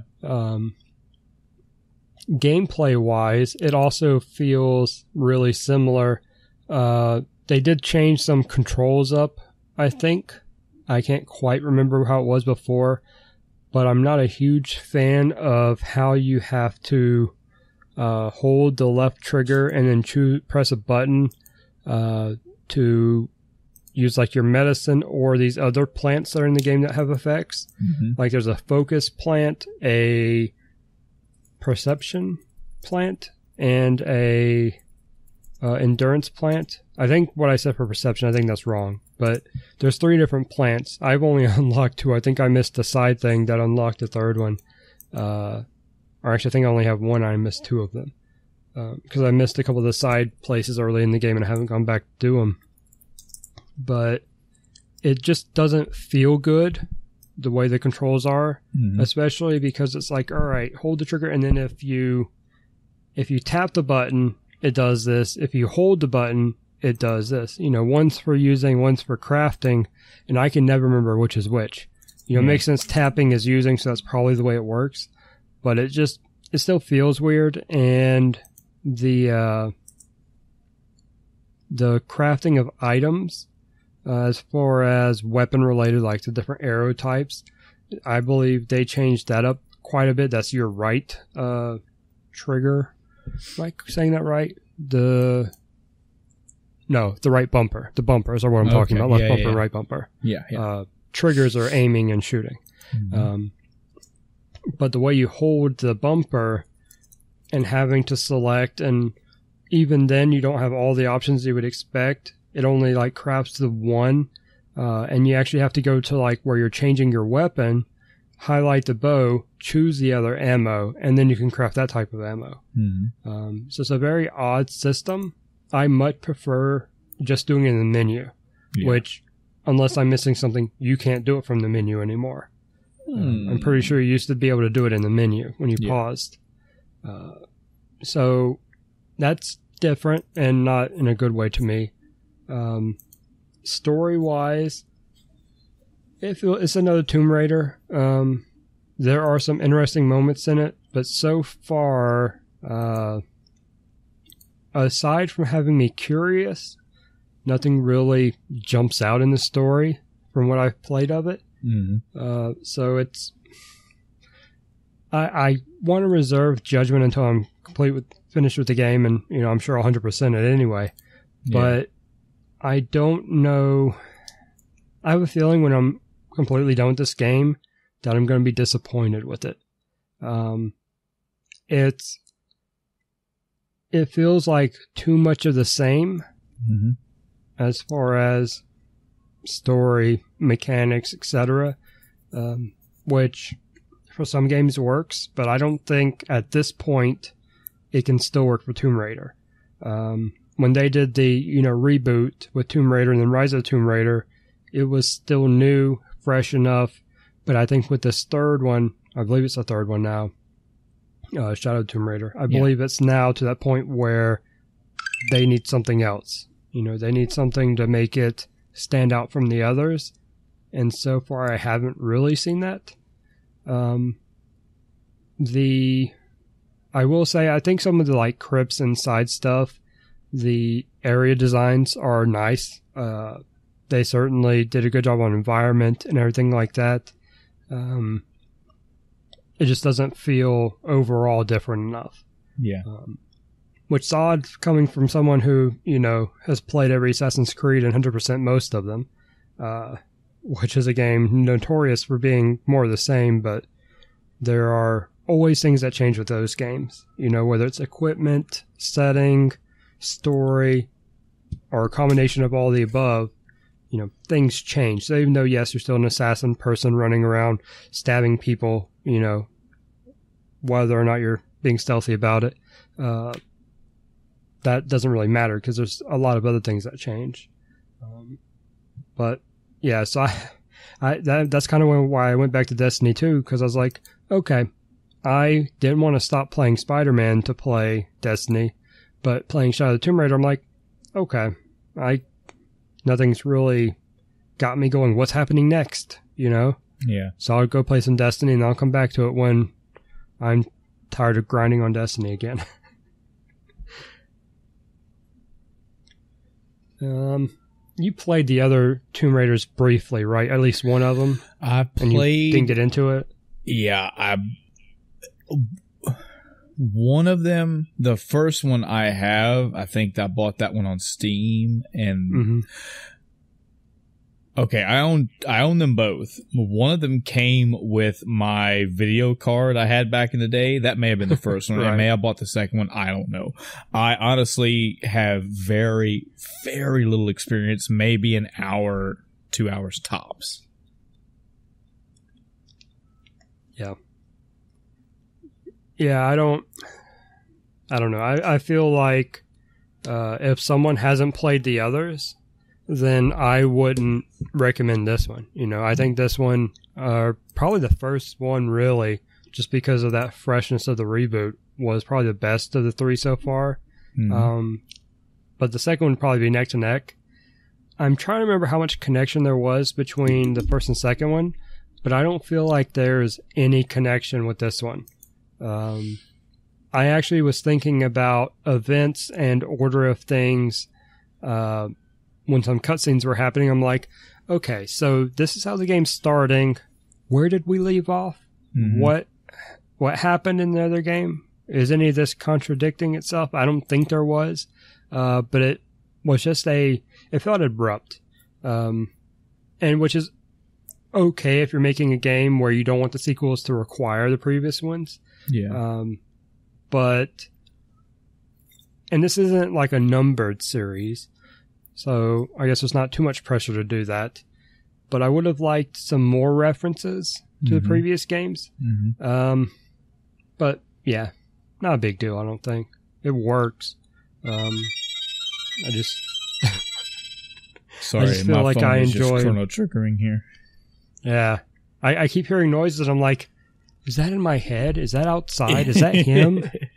Where are these noises coming from?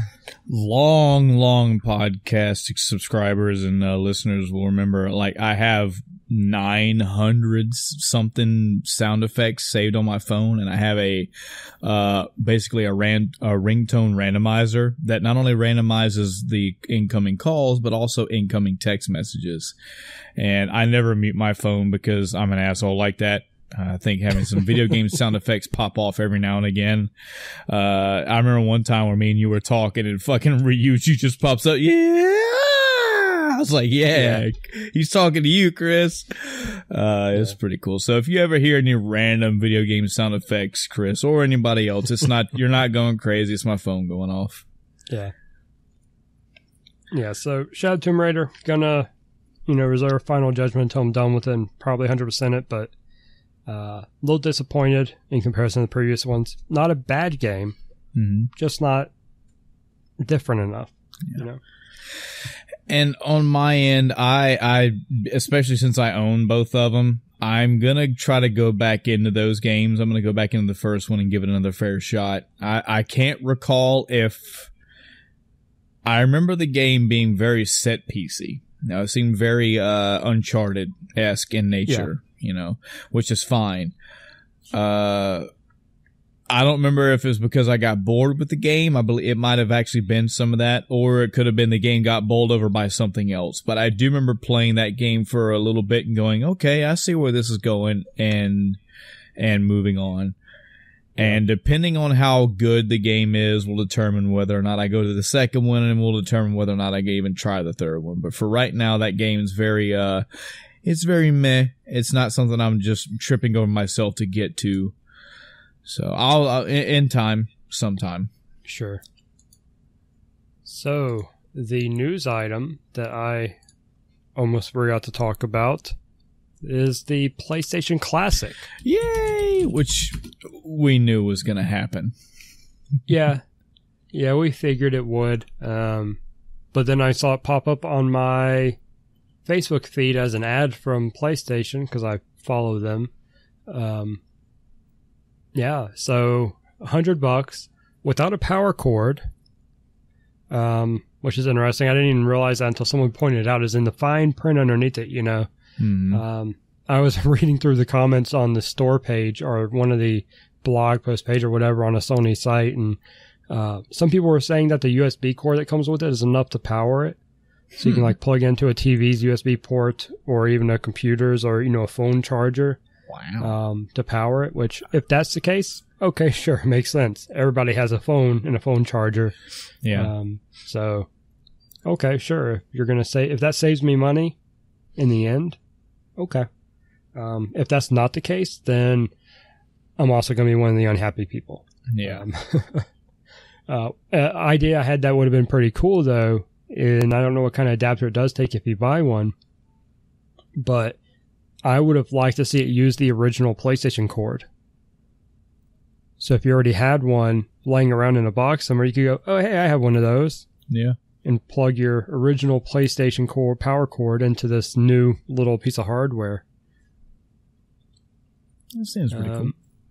We haven't seen the full list of games that are going to come preloaded on it, but it will be 20 games. Mm-hmm. The ones we know for sure are Final Fantasy VII. Go figure. Yeah. Jumping Flash. Love it. Mm-hmm. Ridge Racer Type 4. Ridge Racer's great. Don't know about Type 4. I'm sure it's another great Ridge Racer game. So that's cool. Yeah. Tekken 3. Oh. Tekken's a pretty good game. Mm-hmm. And Wild Arms. Oh, yeah. Wow. More RPG love, Yeah. So, and that's 1, 2, 3, 4, 5 out of 20. Yeah. So, as soon as I saw that, I was like, all right, where do I pre-order? It is painful trying to figure out where to pre-order this thing. I had to go back and forth between a couple of different articles before I finally saw, actually, I didn't even go to an official article. It was one of the news, video game news sites. I just searched for where to pre-order, and one of them was like, yeah, you can get it at GameStop and somewhere else, not Amazon for some reason. Mm-hmm. So I went to GameStop, pre-ordered it, and then shared it. So I didn't have to worry about selling out. Yeah. Yeah, I gotta tell you, man, if the selling of these games for multiple audience types is that you're getting classic games that either you know about or you didn't know about, but were fucking hot shit. Final Fantasy VII alone on this little bitty console sells it. I honestly feel that everything you're getting after 7, you're getting some good stuff, Yeah. But Tekken 3, yeah. Wild Arms, yeah. Those 3 alone, Final Fantasy VII alone is crazy. That's just, what was the price for this again? $100. So even if you don't count in the hardware at all, that's $5 per game. Yeah, let me go ahead and just scratch that whole statement. I completely didn't even factor the price in. I would say of the gaming lineup that Final Fantasy VII is definitely, that's a large mental percentage of that price for me. It's going to be interesting to see the rest of the games when they get announced. I'd love to see what else is coming out. Do I think the 5 games I've heard so far are worth $100? No, not really. But 7, that's one of the reasons to own an original PlayStation anyway. So, yeah. No, I think I own 3 out of the 5 already. Yeah. I think I own Jumping Flash. Mm-hmm. I know I own Wild Arms and 7, of course. Definitely some cool news. And I'm just looking forward to the more that we keep seeing. Keep bringing out classic consoles, man. What I'm waiting for, I don't know which. It's really going to be interesting to see whether it's an underdog company that does it or one of the big 3. But it's going to be interesting to see which company comes out and says, okay, pay us $150. You have the entire library. Like, we're not bullshitting you folks. We can put all these games on one thing. $150. Here's your complete 726 game library. Have fun. It probably wouldn't. I don't know. It might not even be that cheap. It might be like 300. Who knows? But yeah, it's. I don't know enough about the internal workings of the NES Classic, the SNES Mini, etc. I don't know enough about them to determine how the emulation is different, how it's working. But come on, folks, you can't. This is not an argument that I'm not the only one who's made this argument. Why don't you just have it all?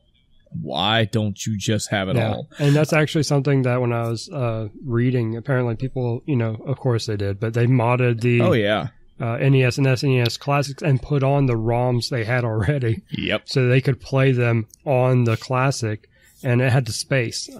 Someone did make an argument that there probably wouldn't be a lot of room on the PlayStation Classic to do that because we're talking, from megabytes to potential gigabytes worth of game size. Now, sure, in this time's hard drive space conditions, that's not a huge deal. Yeah. But it would be a limiting factor, when you consider how many games you want to load on if they're PlayStation games. They get pretty big. Yeah. We'll see. But yeah, we're getting a PlayStation Classic, PlayStation Mini basically, so awesome. Yeah. It comes with 2 controllers too. 2 of the classic controllers. Yeah. Not even analog. Yeah. No dual shocks yet. That's going to be the $200 version, Chris. Come on. Well, that's our news, our weeks. Of course, we have no well actuallys, folks. If you've been paying attention, they were all handled live. That was a live well actually happening last episode. So. Yep. That was fun. We will swing into today's topic of Spider-Man 2018 for the PlayStation 4. Yep. This is going to be an interesting topic, Chris. This is going to be an interesting discussion between you and I. So, let me ask you up front, did you take any notes on this game? No. Okay, and neither did I, thank God. Because I realized probably about maybe 10 hours in, I was like, I haven't even... Man, I was taking notes on God of War like minute 1. I didn't even open up Notepad for this one, but it is what it is. I didn't take any notes, so all this is going to be playing from memory. This was a game that I omitted from this week, but last week I did totally mention it. I have played Spider-Man. I got a copy. I fucked up and apparently can't pre-order games. I blame that half on the industry, but gave a copy to Chris. So and by the way, Chris, you didn't have to like roll into this game. I don't know if there was anything else you were playing and it's like took away from whatever else, but, yeah. I thought about that and I was like, well, it's not like it cost me anything. So but I was like, but it's there. Yeah. So, yeah, I'm going to go play it. Yeah.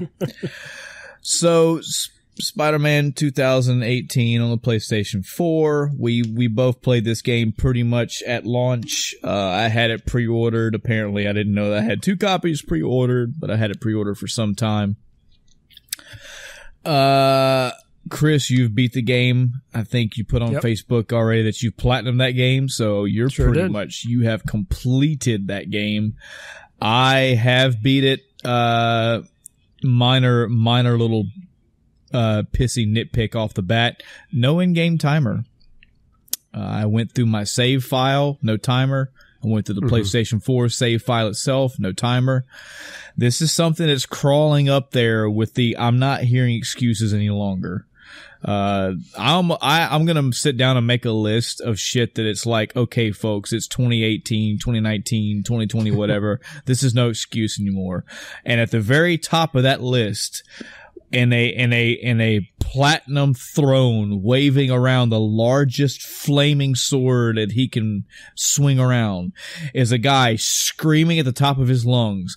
Every console, not the games, every console needs to have a moddable controller option, period. There needs to be a way that I can play God of War 4 or God of War for the PlayStation 4, and in the PlayStation 4 can basically remap that whole controller, save that to a profile, and when I play God of War, I can load that profile. There's no fucking excuse for this anymore. There is none. We are rolling into damn near the 9th generation of consoles coming out. This needs to happen. But a little further down the list, I'm noticing this more and more. I think you see it as well, Chris, that across these consoles, across these new age games, there's damn near no way to tell how long you've been playing a game. Select games. And it's ludicrous. Like, just put it in there. Keep track of my time for me, please. That's not something I should have to do. I'm not going to break out my phone every time I play and start a stopwatch and add time. I'm not fucking doing that and it's hit or miss. But anyway, this game does not have a timer. So unfortunately, folks, I can't tell you how long I played. Chris obviously platinum, so he did everything. I did not do everything. I went through the entire story mode one time, start to finish. I think the first side quest sort of items that I did was all of the police tower. What? Spoiler free. Let's do a spoiler free review real quick. Let's do spoiler free, just in case this game is still hot shit fresh. And as we all know, Chris and audience, you never know whose first episode this is. So, quick spoiler free talk discussion for a couple minutes. So I streamed all mine. So my times was, it took me 20.5 hours to beat. Mm-hmm. And that was with 83% map completion. Okay. Now, I'm specifying map completion because that is story plus everything on the map. It is not a true 100% counter. Yeah. Because you don't have to get the best rating on side stuff that gives you tiered rewards. And you don't have to do another secret side thing that you get later on, which I'll cover more once we get into spoilers. But so it's not a true 100%, which kind of irks me because there's really no tracking for it. Mm-hmm. So I don't know. I would say true percent, I'm probably at like 95%. But according to the map's percentage tracker, I am 100% done with the game. Yeah. But that's not true. Yeah. It took me another 12 hours to get the remaining 17% on the map. Mm-hmm. So pretty good ratio for side stuff. Quite a lot there. So the story's rather short if you don't do all the side stuff. Mm-hmm. That was immediately something that was kind of jarring to me, and it was something that I was trying my best not to call. Because, as I mentioned before, I had seen the trailers for Spider-Man. I had seen the E3 review, or the E3 trailer, and I forget the next place that I saw the next trailer at. I think we even talked about it here in the podcast. But the second trailer, and this should not be, I'm going to say slight spoilers just in case, but we're not going to start the spoiler part just yet. But there was a Spider-Man trailer that showed some like skyscraper battle going on ish, some big battle going on at the end of it, it showed Spider-Man basically getting thrown down, and it showed a lot of rogues gallery enemies over him, and he looks up and goes, "You," or something like that, like looking off screen at somebody else. Yeah. And I started to kind of get that vibe in this game pretty early on. And I was thinking to myself, man, what if they showed the end of the game right then? What if that was the end of the game and they showed that as a fucking game trailer, and this game is going to end on a fucking cliffhanger? I was honestly dreading, I was thinking and dreading that. And it's the way the way this game was kind of leading me feeling, just the way it was ramping up, and the way the ends were kind of getting tied together. Fortunately, that doesn't happen. There is a point where big shit pops off, and then there's about half of the content you just went through more behind it. So that's not the end. Thankfully, they didn't really spoil a shit ton in the footage that I had seen. So, yeah. I was very worried about that. I was like, do not end this on a fucking cliffhanger. Do not do that. So, what'd you think about the game graphically? Graphically, and again, I may be a little biased here. Not trying to fucking throw a wallet around and not trying to fucking play better than anybody else, but I am playing this on a PlayStation 4 Pro, and it definitely shows. I got close to, if not mirroring feelings that I had while playing God of War of, wow, the detail is crazy. Yeah. Spider-Man and any/all of the suits that you can play as him in. They are highly detailed. You can see fabric, you can see material types, all stuff like that.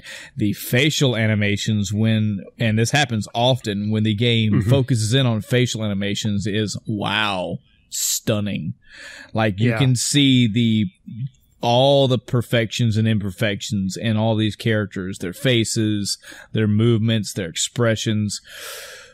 Man, this is something that's it's going to be it's going to permeate throughout this review, spoiler free and spoiler alike. You can see the money in this game. Yeah, it's odd that one of my favorite things of this game visually is the title screen and the loading screens. Yeah, the loading screen is just Spider-Man sitting there, but it's so high res, it looks so good. And then the loading screen, something they did is you're always in the suit you're wearing in the game. It's not a generic loading screen. Yeah, I mean it is, but Spider-Man changes his suit, so you're able to take that time and just look, and it looks so good. Yep. The one of my favorite things talking about the facial stuff is Aunt May.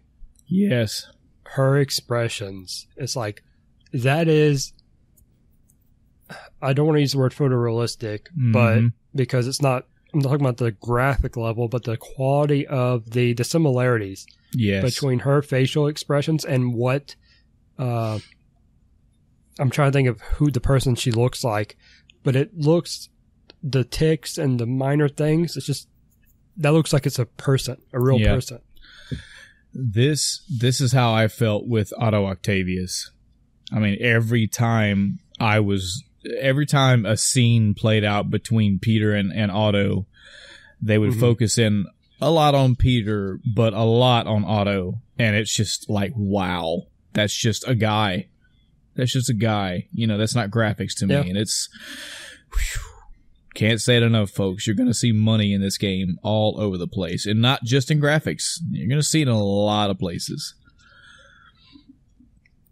So but that's part of the spoiler for me.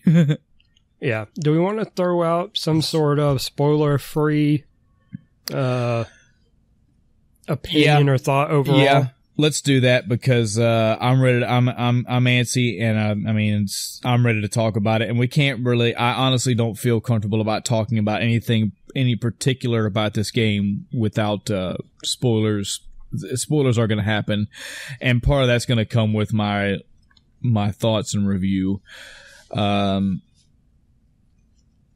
This game, if I have to give it like a spoiler-free score, I'm putting this game at about a 6 out of 10. That's how I feel about it. It's it's the game itself, the game play, everything about the game itself is fairly above mediocre for me. It didn't do a whole lot for me. I felt like I just kind of went through the game. I'm only giving it that extra bump because my hat is completely off to the money, the detail, the heart that went into making this. I can see the effort that went around to the window dressing of this game. But when it came down to the game itself, which we're about to get into, I just don't have a shit. I don't have a lot great to say about it. So that's my spoiler-free review. Yeah, I don't know that I'd rate it much higher, if at all. It was such a beautiful game, but the controls took a lot of getting used to. And it wasn't, I had to beat the game before I even worked out certain, mechanics completely as far as movement goes. Yeah. And I watched, I played some, and then I watched Co-Carnage play a little bit. Not enough to spoil me or anything, but he was doing so much better. I'm like, what am I doing wrong? Yeah. Why am I not, swinging as smoothly and stuff? But I eventually worked it out, but it felt like it was a little bit too much. Or I don't know what I would have fixed or changed about it. Maybe some more I don't want to say tutorials, but some more hints or something to kind of give you a better understanding of what you should be doing with your swinging. Mhm. The swinging, though, did in general feel good. Yeah. I like that you didn't have the unrealistic swinging. Mhm. You weren't able to swing if there are no buildings around. Yeah. Yeah. You literally were swinging from a building. And they compensate that by, before you even get there, not overloading your vision, but they do show several places like, hey, you kind of want to veer a little bit to the left or veer a little bit to the right, because here is the 2 or 3 points that you're going to be sticking onto. And if you don't see that point, there's nothing for you to stick onto. So maneuver elsewhere. It does put you in Peter's shoes to where he would be thinking, okay, where am I throwing this web next? Because there's open air here. I need to find some place to get to now. Yeah, and it's one of those things that also, as you upgrade, it becomes even smoother and easier to do. So movement-wise, pretty happy with, aside from, like I said, takes a little bit longer to get used to. Content-wise, I feel like there's too much side stuff, not enough story in comparison. And we can talk about it more in the spoilers, but yeah, I feel like it's not like, I wouldn't say the story was bad by any means. It just felt rushed in places. And they probably could have stretched out another 10 hours worth of content without adding a ton of stuff, Yeah. I'm trying to think if there's anything else spoiler free. It's really hard. Yeah, it really is. It really is. Right now, another thing I guess we could mention, do you feel like it was worth $60?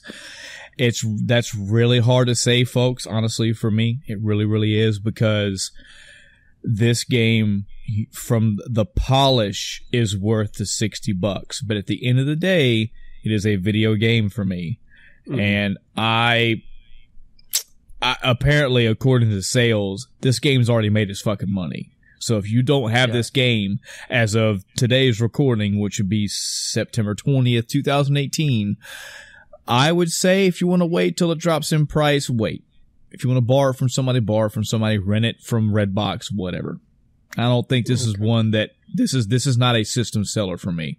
Not anywhere close. Sure. Yeah, but it's no God of War. No, not at all. Not even close. But I understand that this is a kind of game where you look at it and go, oh, this is why games cost millions of dollars to make. Okay, I understand now. This is a game that's testament to that. But a rush out and buy and drop 60, 65, 70 that you maybe don't have, save it for something else. Yeah, something else we should probably talk about a little bit, just because of the type of game it is. Since Spider-Man is obviously based off a comic, how much Spider-Man comic background do you have at all, if any? Actual comic books, Chris, I'm not gonna lie, absolutely dick. Not a single bit. Almost all of my Spider-Man knowledge comes from the 90s Spider-Man cartoon. So any reference material I pull from is from that. Comic Pop has done a great job over the past few years of telling me other Spider-Man stories. So I've gained more information, but personally reading it myself, and of the hundreds upon hundreds of Spider-Man comics and all the multiverse stuff, I know little to nothing about. All that's third party from specifically Comic Pop and the cartoon. Yeah, I'm pretty much in the same boat. I liked comics as a kid. I just never had them. Yeah. And I don't think I had, I won't say a single friend, but I think I only had a couple friends that collected any sort of comics, not including manga. But I never read it. And I feel like, and I haven't even seen all the movies either. Not that that's a loss to a lot of people, but yeah. I'm having a hard time determining if this would be a higher priority for someone who has read them or hasn't. I feel like there's an aspect of it where if you are a Spider-Man buff, you've read the comics, you know the villains, their civilian names, their normal, I'll just call it civilian name. That's fine. If you know that a little bit about their background, then going into this game, you're going to be like, oh, I know that person. I know that person. They're this villain, what's going on. And I didn't have that because I had no clue. I mean, of course, there's, we'll get into spoilers, I'll clarify, but there's a couple that are obvious. But I had no clue that one of the characters was a villain until they were a villain. Yeah. So I'm having a hard time deciding if that's a good or bad thing.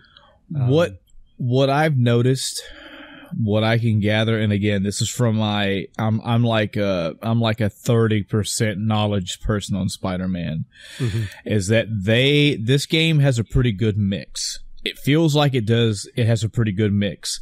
It kind of kicks the door open with throwing names and themes and people at you with pretty much you need to know who these people are. And if you don't, if you don't know, we will kind of frame the story around these people as we go. Like Kingpin is a prime example. Kingpin is at the very beginning of this game.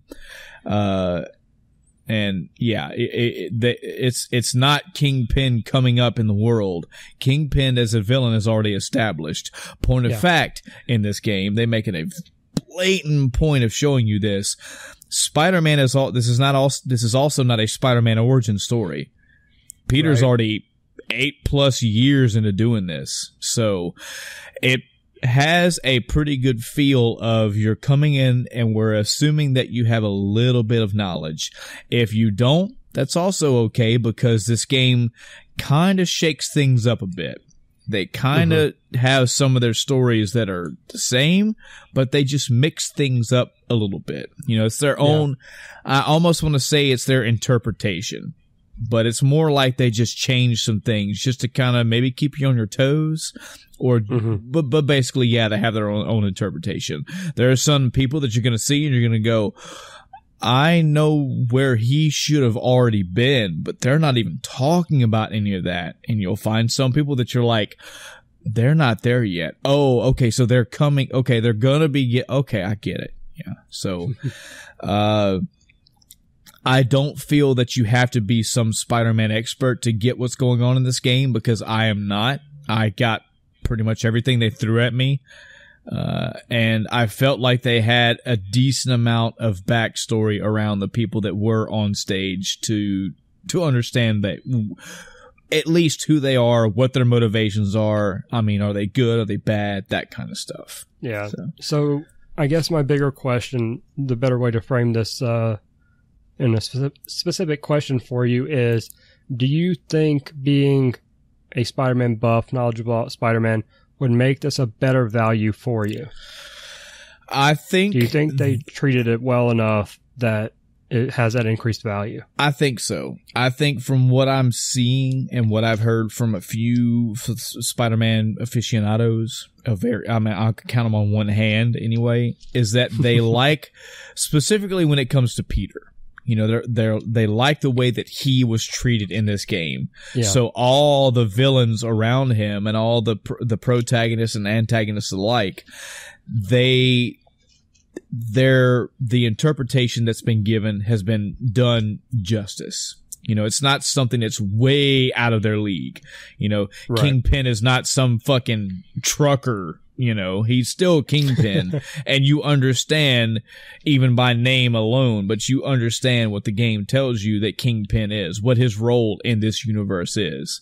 And even if it doesn't strictly follow the rules, the interpretation is good enough. It's almost like watching a Marvel film. That's the way I would take it.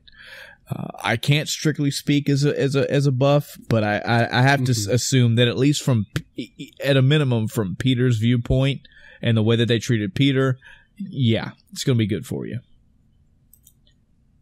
Okay. And Spider-Man too, not just Peter, but Yeah. So, are we ready for spoilers? Yeah, let's fucking roll into it. So again, coming up on this mark right now. It's going to be close enough to 2 hours into the podcast. We are going to be discussing Spider-Man 2018 for the PlayStation 4. We're going to be going into spoilers, any and all spoilers alike. So you've officially been warned. If you don't want to have any Spider-Man 2018 PlayStation 4 spoilers, don't listen any further. I'd say this is probably the end of the podcast for you for this episode. Yeah. Come back next week. Yeah, we'll catch you next week. Or hey, if you just beat it and now you want to hear our opinion, here we go. All bets are off. Spoilers, you've been warned. So, yeah, I hate to just drag the damn thing down from the get-go, but I just need to get it out. Let's fucking roll. Let's roll that carpet right the fuck up. As I was going through this game, I had a couple of high moments. I had a couple of, oh, that was cool. And I definitely had more than 2 handfuls of, man, that is fucking detailed. But unlike Persona, unlike God of War, unlike Breath of the Wild, nothing in this game, not once was I like, oh man, this is high tier, awesome fun right here. This is great. This was worth this game. Nothing like that. I've heard several comparisons in this game, which I thought immediately that this game is reminiscent. The gameplay is reminiscent of the Batman Arkham games. Yeah. It's been touted all over the media. And I hear many people coming behind that and going, no, you're crazy. It's nothing at all like it. I'm sorry, folks. It is. The key difference here is in Batman, when an enemy would attack you, you had a chance to evade them by the enemy having a icon-ish appear around their head, and you could evade. In this game, the icon appears over your head, and you basically have an offensive maneuver, or you may web them up or something. Unfortunately, folks, at the core, at the feel of the game, that's still the same to me. And immediately when that started to happen, my interest was already starting to decline. I wanted to give it some more time as combat evolved, as the enemy cadre evolved, as the abilities I gained evolved, but nothing else drew severe interest out of me. I forget what the phrase is, Chris, or what the term is, but there's something to do, and this is something I've experienced the most in video games, where it's, if I have a list of 50 combos, but number one, it's easy to do the BBBA combo, and it pretty much does a decent enough damage, enough combo damage, I'm usually just going to use the BBA combo, unless there's some reason that I, thematically or fun engagement or whatever, or if something that I do in that combo has a better result. I'm always going to use that combo. I'm always going to do that throughout the rest of the game. And that's pretty much how this combat went for me in this game. I upgraded almost, I'm pretty sure I maxed out his skill tree. I got every ability, all the gadgets. I maxed out all their upgrades. I could do everything in that game you could do. And this game is not, this is not the only game that done this. This also happened to me in God of War. God of War, I upgraded everything in God of War, but I didn't really just explore the space with all the combos. I didn't really have to, but I felt like there was enough diversity in the combat in God of War where it kept me engaged. This, I don't know. It just didn't grab me. I felt like it was a lot of mash, dodge, mash. And I'm saying dodge loosely, but you understand what I'm getting at. Something I should have asked from the start. What difficulty did you play on? Normal. Just a normal one. I played on hard. Yeah. Just for reference. Yeah. So the controls in the game were good. I mean, it was very responsive. When I wanted to move, I could move. I didn't feel like as far as the movement goes, I didn't feel like I got cheaped out too much.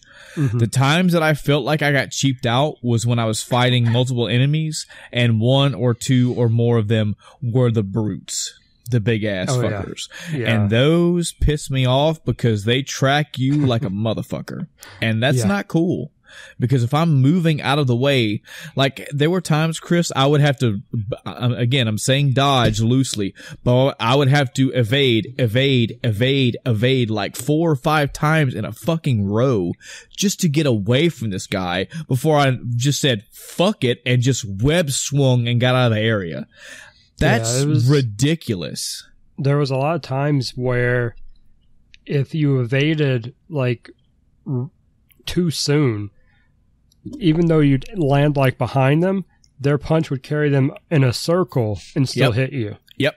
That was the most frustrating thing. Their tracking was Dark Souls 2 crazy. Dark Souls 2 level of crazy. I don't know if we're already getting ahead of ourselves talking about the combat, but that's I'm going to try my best to fully articulate why this game was just pick up, play, and put down for me. That's the big takeaway from this for me. I bought it. I played through it. I had a little bit of fun. I had some cool times, but when I beat the game, the crescendo was pretty cool. The ending battle, the ending, the last, say, 10, 20 minutes to a half hour of this game was really cool, including the final battle. But once I put it down, Chris, that was it. I still had more costumes to unlock. Not many.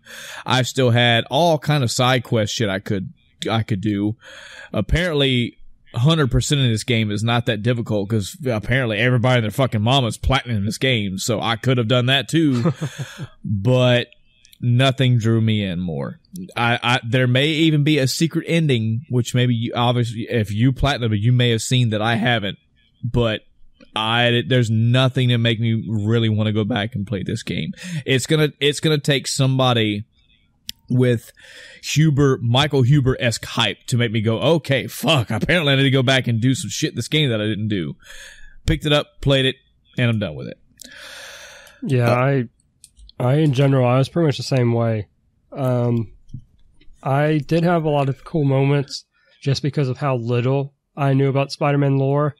Like, when they mentioned Fisk, I knew him as the Kingpin, but I wouldn't have known him as Fisk if it wasn't for watching Daredevil, I believe it is, that he's in.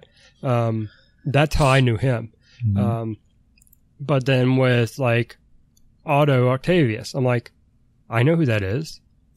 Isn't he a villain? But he's not a villain right now. What's going on? Yeah. So there were some cool moments like that. But like I was saying, it just felt like it was rushed. Yeah. You know, as far as story goes, there were some times, especially once more villains were revealed, that they lumped them together. You know, why not break them out, separate them more? So instead of fighting 2 villains at a time, you're fighting 1. Yeah. You know, and you go from area to area, and you have a subplot with each one.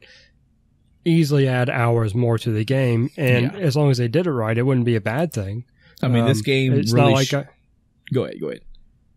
It's not like I played through the game going, man, I wish this would hurry up. On the contrary, I was playing through the game thinking, man, I hope there's a lot more, and the more it kept... Like, I kept feeling like this shit was wrapping up. Like, I kept having this feeling of like, I'm going toward the end goal. I can almost see where the end goal is. Yeah. And I don't want that. You know, I wanted more and more twists and turns to come around. And even with them mixing up the Spider-Man formula that I know, what little bit I do know, it wasn't enough. Like, I could tell, maybe halfway, but maybe a little bit more than halfway, even if I didn't know that they were... This game is basically Doc Ock's origin story. I mean, that's almost essentially what this title is. But I could tell that it was going south, that he was going to go south, and this is going to be a tragic, you know, that the teacher has become the villain story. But I also feel toward the end they pushed that too far. I know, folks. I'm sorry, we're like jumping all over the place. We don't really have a format, and I didn't take notes either. So hopefully, Chris and I both are going to get all of our shit that we want to say out. It's just not going to be in a format. Sorry, but one thing in particular, Chris, at the ending that I did not like, which arguably was very emotional. I did like, I didn't love, I wasn't foaming at the mouth and shouting for award nominations, but I did like the ending of this game. You know, I did like Otto Octavius's, like, the final battle with him and the banter back and forth and the basically the tragic story between Peter and Otto Octavius. There was one part that I thought, oh, you guys are pushing this way more than you need to. I didn't feel like neither in the comics, but comics aside, I didn't feel like in the game either that I had it fleshed out this way. He has a lot of emotional reads. Who was the voice actor for Peter? I forget. He's a very well known. Anyways, he captured Peter. I agree with that. Everybody and their mother has already said that about this guy and his acting in this. And I fully sentiment, yes, he plays Peter Parker and Spider-Man very well. But there's a very emotional scene between him and Otto Octavius. And he says a line. He says something like, pretty much like, I worshipped you. And I was like, what? That's a bit much. Yes, I, as Peter, went back to Otto Octavius's shop several times. Yes, I did. I got the gist of, Otto wants to change the world, but he's in a very struggling, science, funded environment. And yes, Peter does look up to him. And yes, he wants to help him change the world. They want to act as a team. I got that. But I worship you. I did not get that. I did not get that the world stopped whenever Otto Octavius called. I did not get a, sorry, Mary Jane, but Doc's calling me. Sorry, Aunt May, Doc's calling. I did not get that level. And I felt that one line was just a bit too much, just a bit pushing, that final scene of the game. I don't know. But, go ahead. I think they did a pretty good job of showing just how much Peter cared about, what they were doing and everything. And, like when he was talking to MJ and, she makes a comment about, man, it sounds like you enjoy this even more than your other job, referencing Spider-Man. Yeah. It's like, okay. And then it plays out their interactions and, like the support you get from at the beginning and stuff. I don't see it as being that much of a stretch. It's not, especially for the like age. Even it's 8 years after Fisk came around, so that's kind of the time frame we're in. So he's been through college, probably pretty fresh out of college, I believe, depending on I don't know timeline when he went to college, but post-college but still early 20s. Yeah. Yeah. So I don't see it as being a stretch. I felt it was appropriate. I just disagree, man. And again, this is only one line. I'm not talking about the entire concept. The entire concept I agree with. I'm the student, I'm the young guy in his 20s, you're the 40s, 30s, 40s guy that's so intelligent, so smart. I look up to you, I respect you, I want to be like you, you're mine, you're brilliant, you're awesome. I worshipped you. That's different. That one line just was like, you went to 11, bring it back down to a 9. It also solidifies like how strong of a character Otto Octavius is in the entire universe. When to bring up your point you made earlier, there's Rhino, there's Shocker, there's Electro, there's the new character, which we'll get into him. There's other characters here too. I get that you want to show you have a strong tie to Otto, but you're kind of leaving the other ones to tertiary means. But in any event, I'm saying all this to get the negative part out of the way. The positive of it is the last half an hour or so, the final act of this game, very well done. The fight on the rooftop of the building, the fight going down the rooftop, or down the side of the building, all the line reading, all the acting, all the movie parts of that, just very well done. Mm-hmm. Of course, it's going to lead into a sequel. So to tell you the ending that I got, I don't know if it was a secret ending. I don't know if it was just one that everybody got and you're just going to see it. But, what was his name? The mayor. Jesus, what's wrong with me today? My headache is really messing with me. Norman.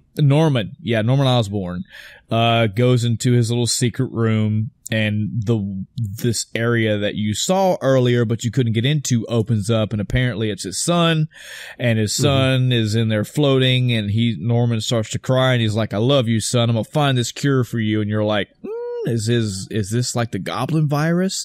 And the camera pulls away, and you see this black substance like attached to the side of the wall of the glass enclosure, cut to black. So I was like, oh, so this is the way they're twisting the story. So apparently he's going to have he's going to be the progenitor of the he already has the venom on him. He's already got the symbiote on it. Cool.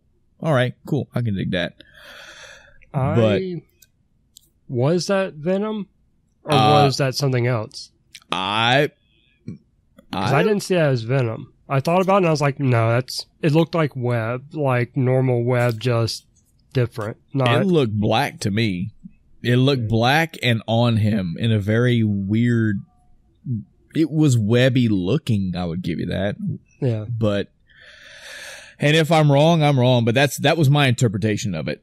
It shows him floating in this vat, and he's got this, I'm pretty sure it was black. I thought it was black. Yeah, I mean, I'm not arguing that's black. I just thought it looked, I don't know. I don't, this is one of those times where I don't have enough knowledge about venom to really, talk about why it would or would not make sense. Yeah.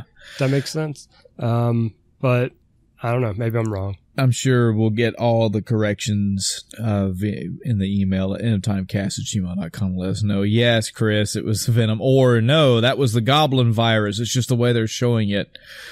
Either way, it shows you that apparently in this universe, Norman Osborn, who is a mayor, he's not the Green Goblin or Hobgoblin. I forget which one he is. Please correct me and let me know. But he's just a dude, and he's a mayor. And his son, Harry Osborn, has something wrong with him enough to where he's locked up in a vat filled with liquid, and there's something on him. And Norman says, "I love you, son. I'm going to cure you. I'm going to find a cure for you." So apparently, and this is also a story I think that's been kind of played over the little side missions where I think you kind of find out that Norman like disappeared or went away or something. That part I just apparently didn't get enough dialogue with. I think there was a couple parts where I'm not sure how the dialogue changes based on where you're at in the story, but I think you get hints from the little lab type things that were left behind for you to help with, or that were left behind you can help with, not necessarily for you specifically, but there's some dialogue during that where it's like, man, I wonder where he's at. Or I think because I beat the game when I did some of them, I got some different dialogue, because I'm pretty sure some of the earlier one was like, I hope he's enjoying Europe or whatever, and then later on it was like, I wonder where he's at. Yeah. So it kind of changed up dialogue based on completing the game. Yeah. I don't know that would necessarily reveal that. I think the story part did that. I don't think there was any side stuff that did that for you. Yeah. But either way, that's the way the ending was shown to me, and that's aside from the main ending part, you fight Otto Octavius, and it's damn near heartbreaking when he has to fucking lay him out, and Doc Ock like, hey man, we could do this thing, and he's like, nah, man, you gotta go to jail, bruh. I gotta turn you in. This is too bad. And he's like, no, and it shows him being in jail and yada yada. Was there anything outside of that I did not earn, but was shown like as a Easter egg or a secret ending or anything? Not since you platinumed the game. No, I don't think so. I mean, I platinumed it after beating it, so I don't know if Gotcha. Doing side stuff first would matter. I don't think it would. Yeah. I'd have to look, but I haven't heard anything straight up about there being any sort of multiple endings. I think it was just what it was. Yeah. So, continuing on with our unorthodox review of this game, since now we've talked about the end of the game. Some other negative things for this game is this game should have been right up my alley. I mean, I am definitely one of those open world game that has checkboxes. This game damn near almost literally has checkboxes for some things. Like when there are quests, there's side missions. When you complete them, a little green check mark to let you know you did it. This game should have been right up my alley, and I just can't articulate exactly why, but I was not feeling the drive to do everything in this game. And even when they gave me incentive to, even when they started showing me, hey man, you want to see the new costume? Well, we'll show you it's here, but the only way you're going to get it is if you do all the Black Cat missions. I'm like, I don't really want to do the Black Cat missions. They're like, well, you're just not going to get this costume. And I'm like, well, I guess I'm not then. And this is how me and my PlayStation 4 talk to each other. Yeah. I like the Black Cat costume too. Point of fact, so I played this almost like I do most open world games. I did the first 2, 3, 4, 7, whatever main missions. And when I felt like I was really going into the main story, I said, let's pause. Let's break this. Let's stop this. Let me just go fuck around in the world. Let me just go explore the world and have fun. The first thing I did was unlock all the police towers. I mean, I did the fucking Ubisoft open world shit. I unlocked everywhere and went to everything and said, okay, now I can see New York, basically. Mm-hmm. Then I did the backpacks. At the same time, I was doing the backpacks and the sites, I guess, the places where you take the pictures, the camera, yes. Shot. So I was doing those roughly the same time. And it was at this point that I was already getting kind of, this is where the uncertainty for me begins, because as I was getting close to the end, like maybe having only 3 or 4 backpacks left to find and only having maybe 3 or 4 of the camera spots left to finish, I was like, is this all the side content? Like, it's all here. It's all on the map. I can press a button and see it on the map, and I can see it in the overworld. This can't be it. And I finished them and I said, well, okay, I did all the side quest stuff. Now back to the main story. And the very next mission unlocked more side quest stuff. Hey man, here's 13 more things for you to do. I said, all right, I really don't feel like doing that right now, but thanks. And then I went 2 or 3 story missions in, and then 12 or 13 more side quest things came up. I was like, I don't really want to do any of that right now. I just did all the side quest stuff. Yeah. I felt kind of the same way. This can't be the first game that's ever done this. So I feel like I'm being such a hypocritical fucking asshole by talking this way. But the side quest shit opens up as you progress through the main story. And the more that opened up, the less I wanted to do. Like, I just didn't want to go do all those things. And even then, another thing to make me an asshole, they were actually pretty interesting. Like, finding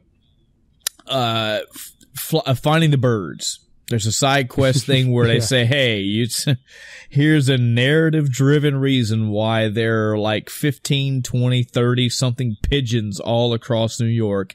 We want you to find these specific ones, and when you track these fuckers down, they go, oh shit, Spider-Man's after me, and they fly. And you have to web swing through the city and basically chase them down and catch them.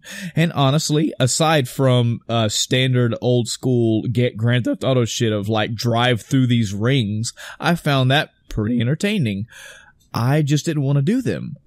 There are some missions where you have to chase down these drones, and every once in a while they'll leave like a spot that you have to fly through. Almost reminiscent of driving through or flying through a ring. Still kind of cool because your web slings do it. I just didn't care for it. Those were the bane of my existence. So on and so forth. There is quality. There is variety in these side quests, but for some fucking reason, I just was not motivated to do them, even though there were so many reasons why I should have. So, yeah, I think the crimes would be probably the next most engagement, the next most quest thing that I engaged in. Almost every time that I was web swinging through the city and a crime was reported around me, I'd fucking do a U-turn and track it down and then get down there and fight. But the problem is, by doing that, that also just brought back full circle the mundane nature of the combat. Because it was, hey, there's going to be 4 or 5 people around. You're going to blam, bam, slam them around, and then you win. But they do offer some variety there, too, because there are times where there are people trapped inside a car, and you do have to beat people up, but then you got to pull people out of a wreck. Or you're chasing down, believe it or not, I had fun when I was chasing down criminals getting away in a speeding car. At first, I didn't like them because it always seemed like these fuckers could drive hella fast and crazy angles. Like, they would just turn 90 degrees out of nowhere. But once you get on top of the car, you got to beat the people up in the car. Then you got to pull the driver out of the car, and then you have to stop the car itself. Honestly, Chris, the first 10 of those I could not do.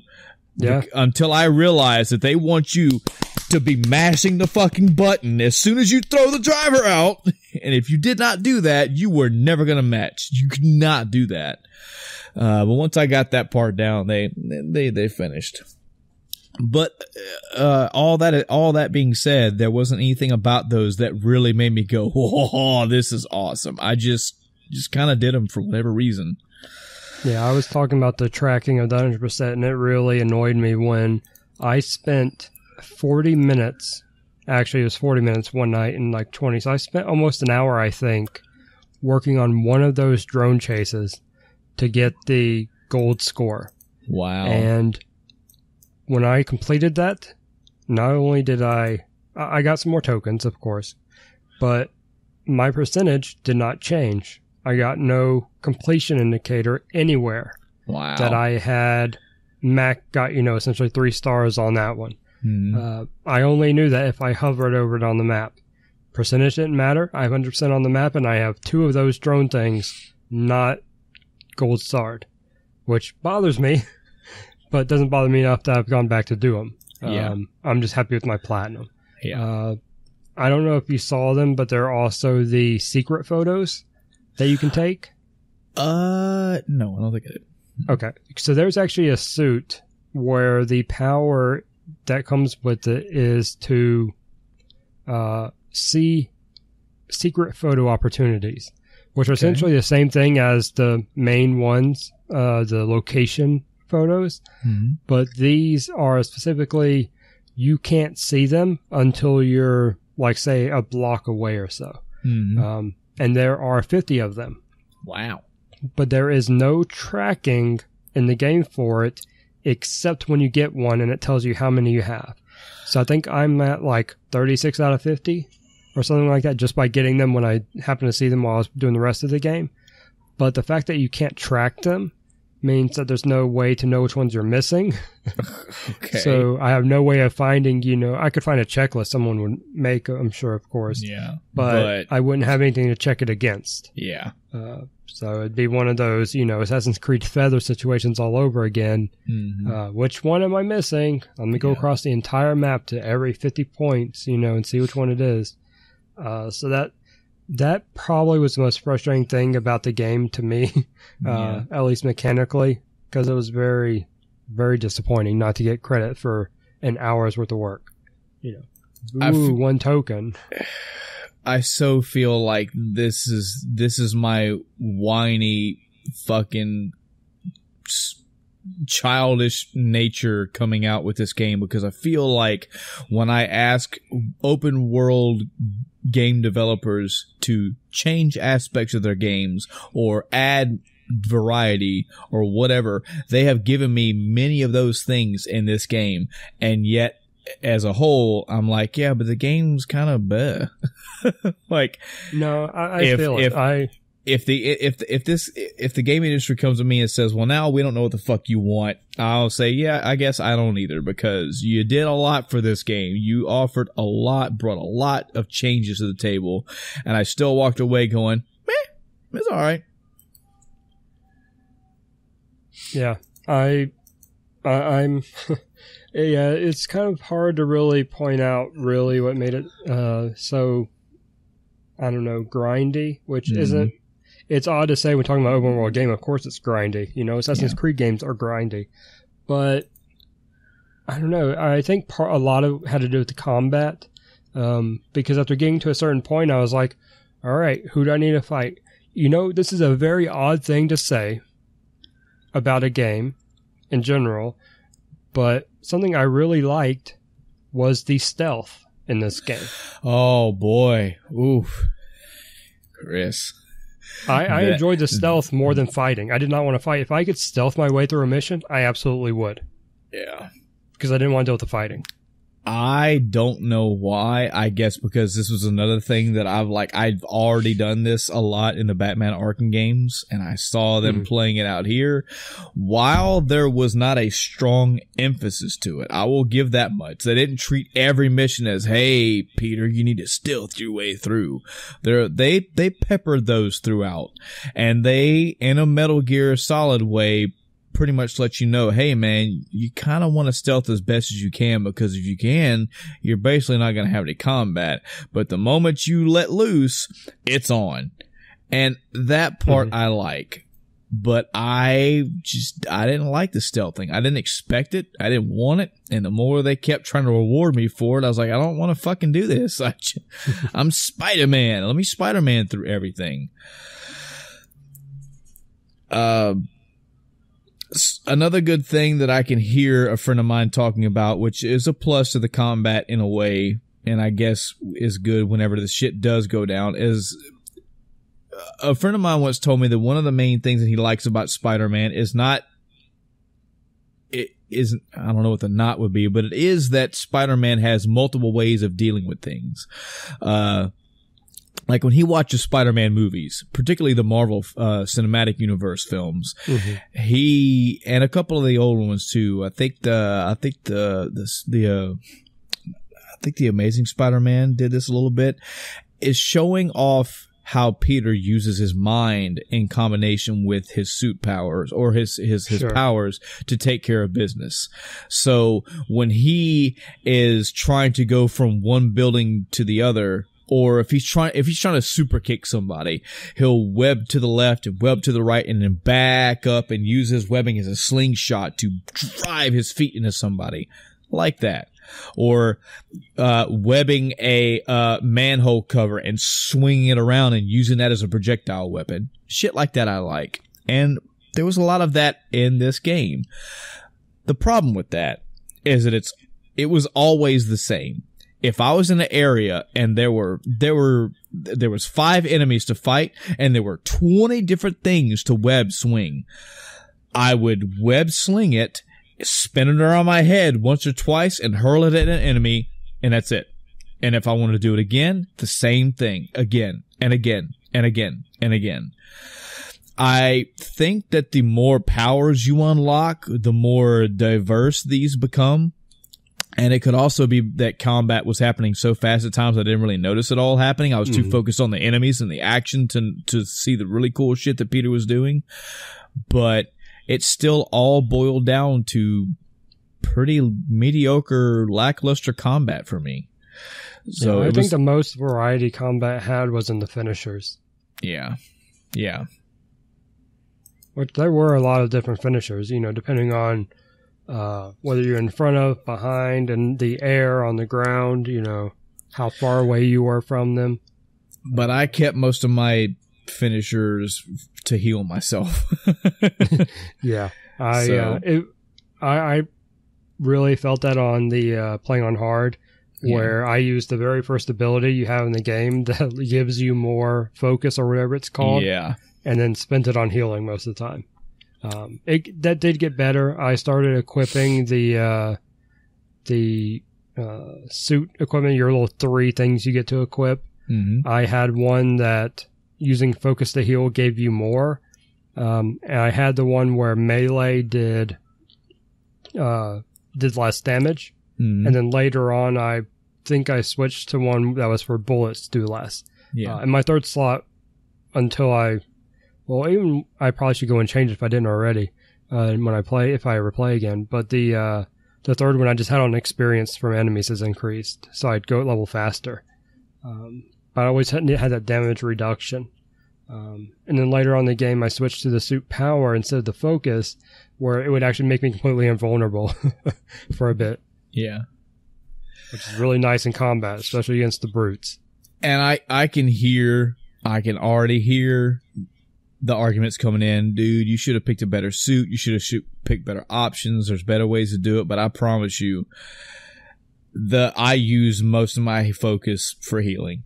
This is another change to this game that this game tried to offer more change, and I said, I thank you, but I don't like this. I don't like having my focus bar as my heal, because what it would boil down to is me being in combat and spamming the down button, and just every time I get focus, heal me, a little bit, a lot, a little bit, a lot, a little bit, a lot. Like I don't like that. What would I like? I don't know, man. I like Bloodborne's healing. I fucking love just slamming that heal potion into you, but this isn't Bloodborne, and as much as Peter's a scientist, he's not going to develop a fucking healing serum that he slams into his neck in the middle of combat.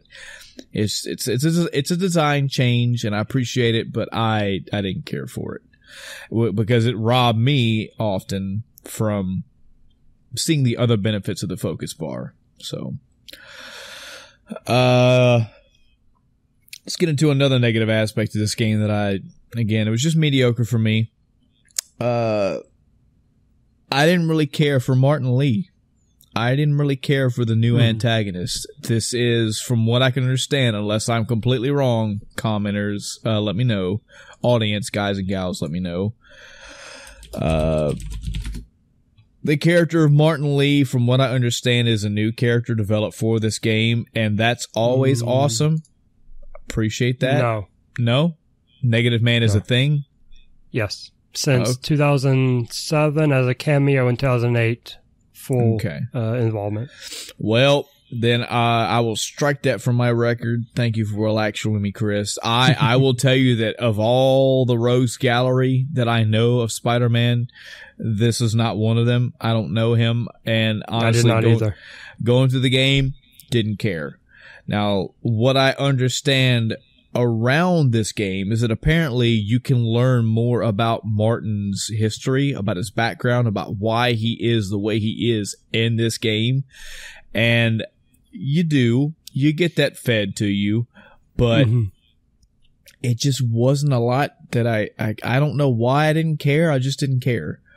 He didn't blow my mind. I thought the dynamic was okay, but I could see behind the curtain.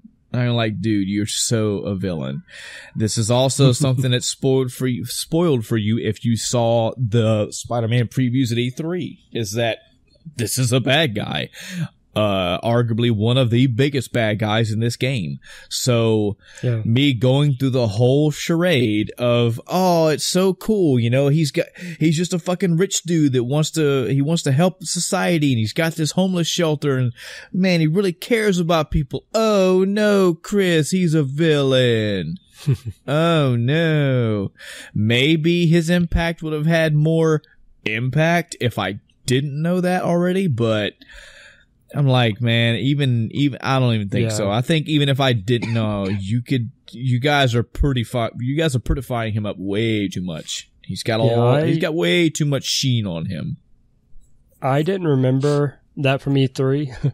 It's a good thing about my trailer memory. I remember very little about trailers, but I kind of figured there was something going on with them because of a scene at near the very beginning of the game where Peter turns and walks away and he's smiling, and then the smile fades and he just has that look on his face, which goes back to how good the expressions and stuff are in this game. Oh, yeah. But I was like, oh, that's not a good face. That's not a good guy face. What's his story? Yeah.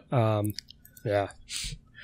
And them, I can't recall everybody else that was given treatment to, but them going into so much detail building the character of Martin Lee and doubling that going into the character development and basically the origin of Otto Octavius.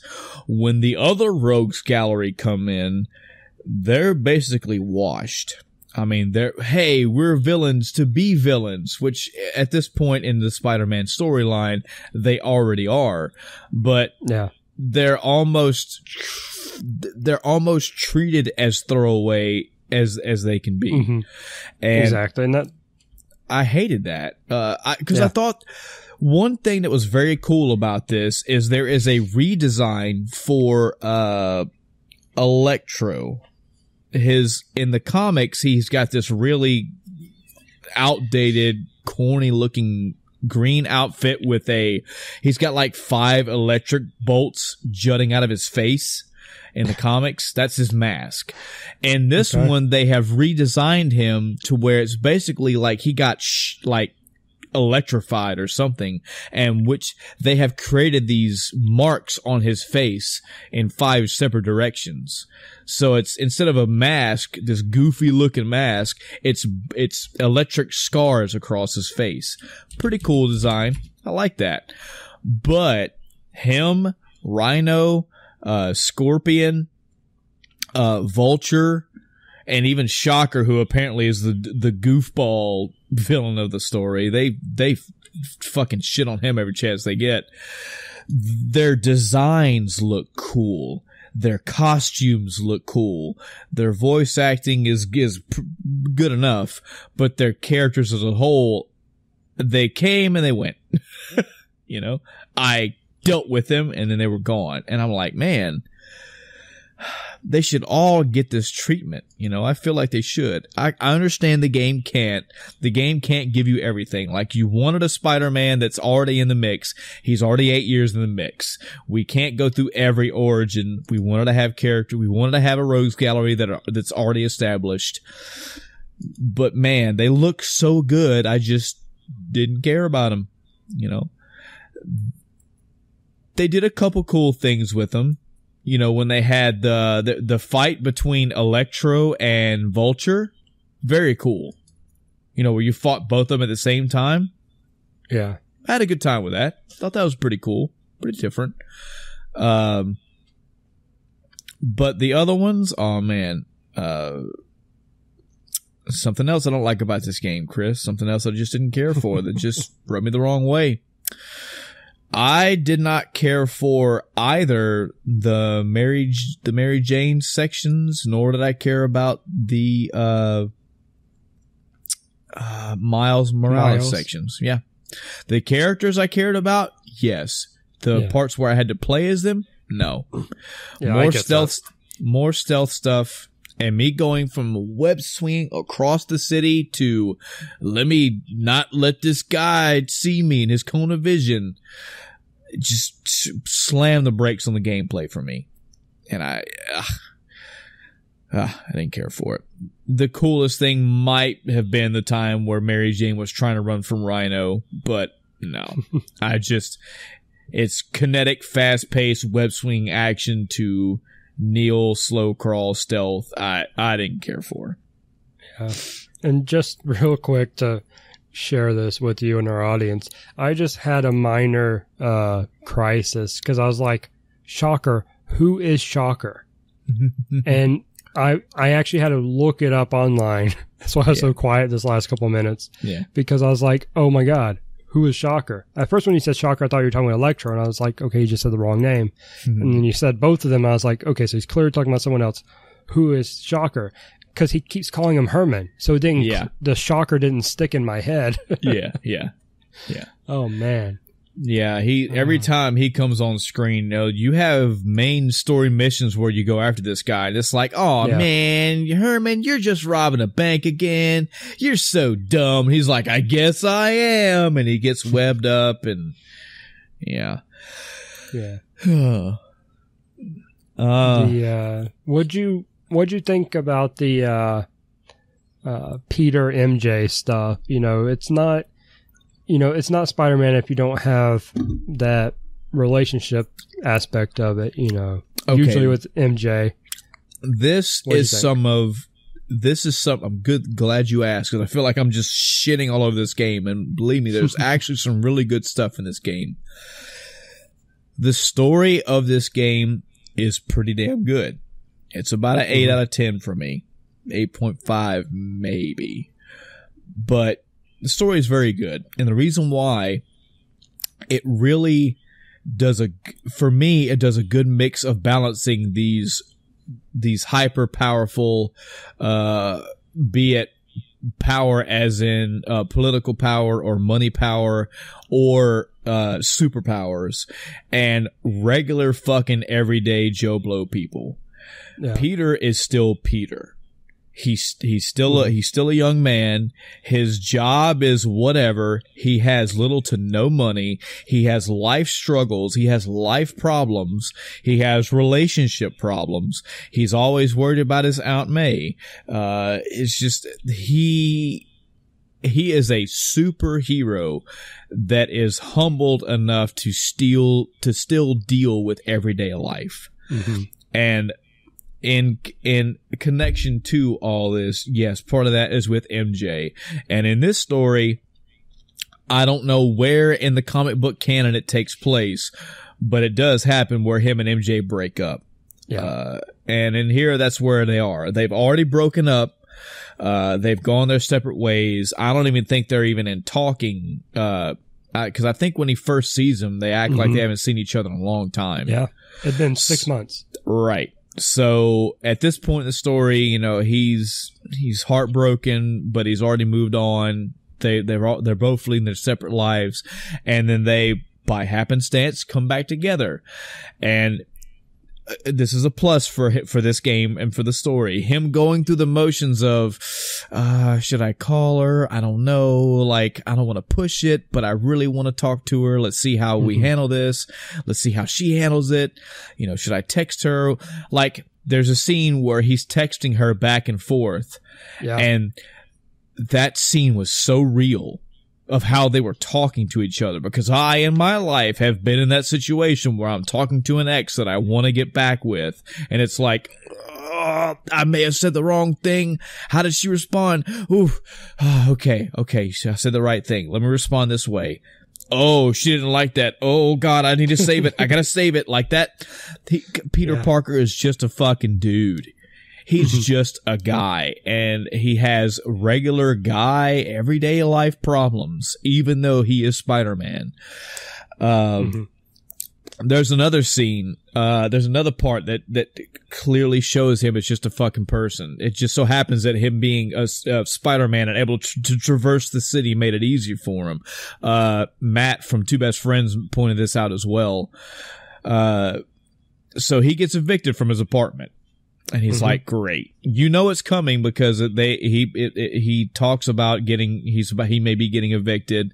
There are times where Aunt May will ask you, how are things going? And he fucking lays it out like it is. I don't have no money. Well, I'll give you money. No, May, I don't want your money. Blah, blah, blah. I may be getting evicted. Well, you got a place to stay. I know, May. Thanks.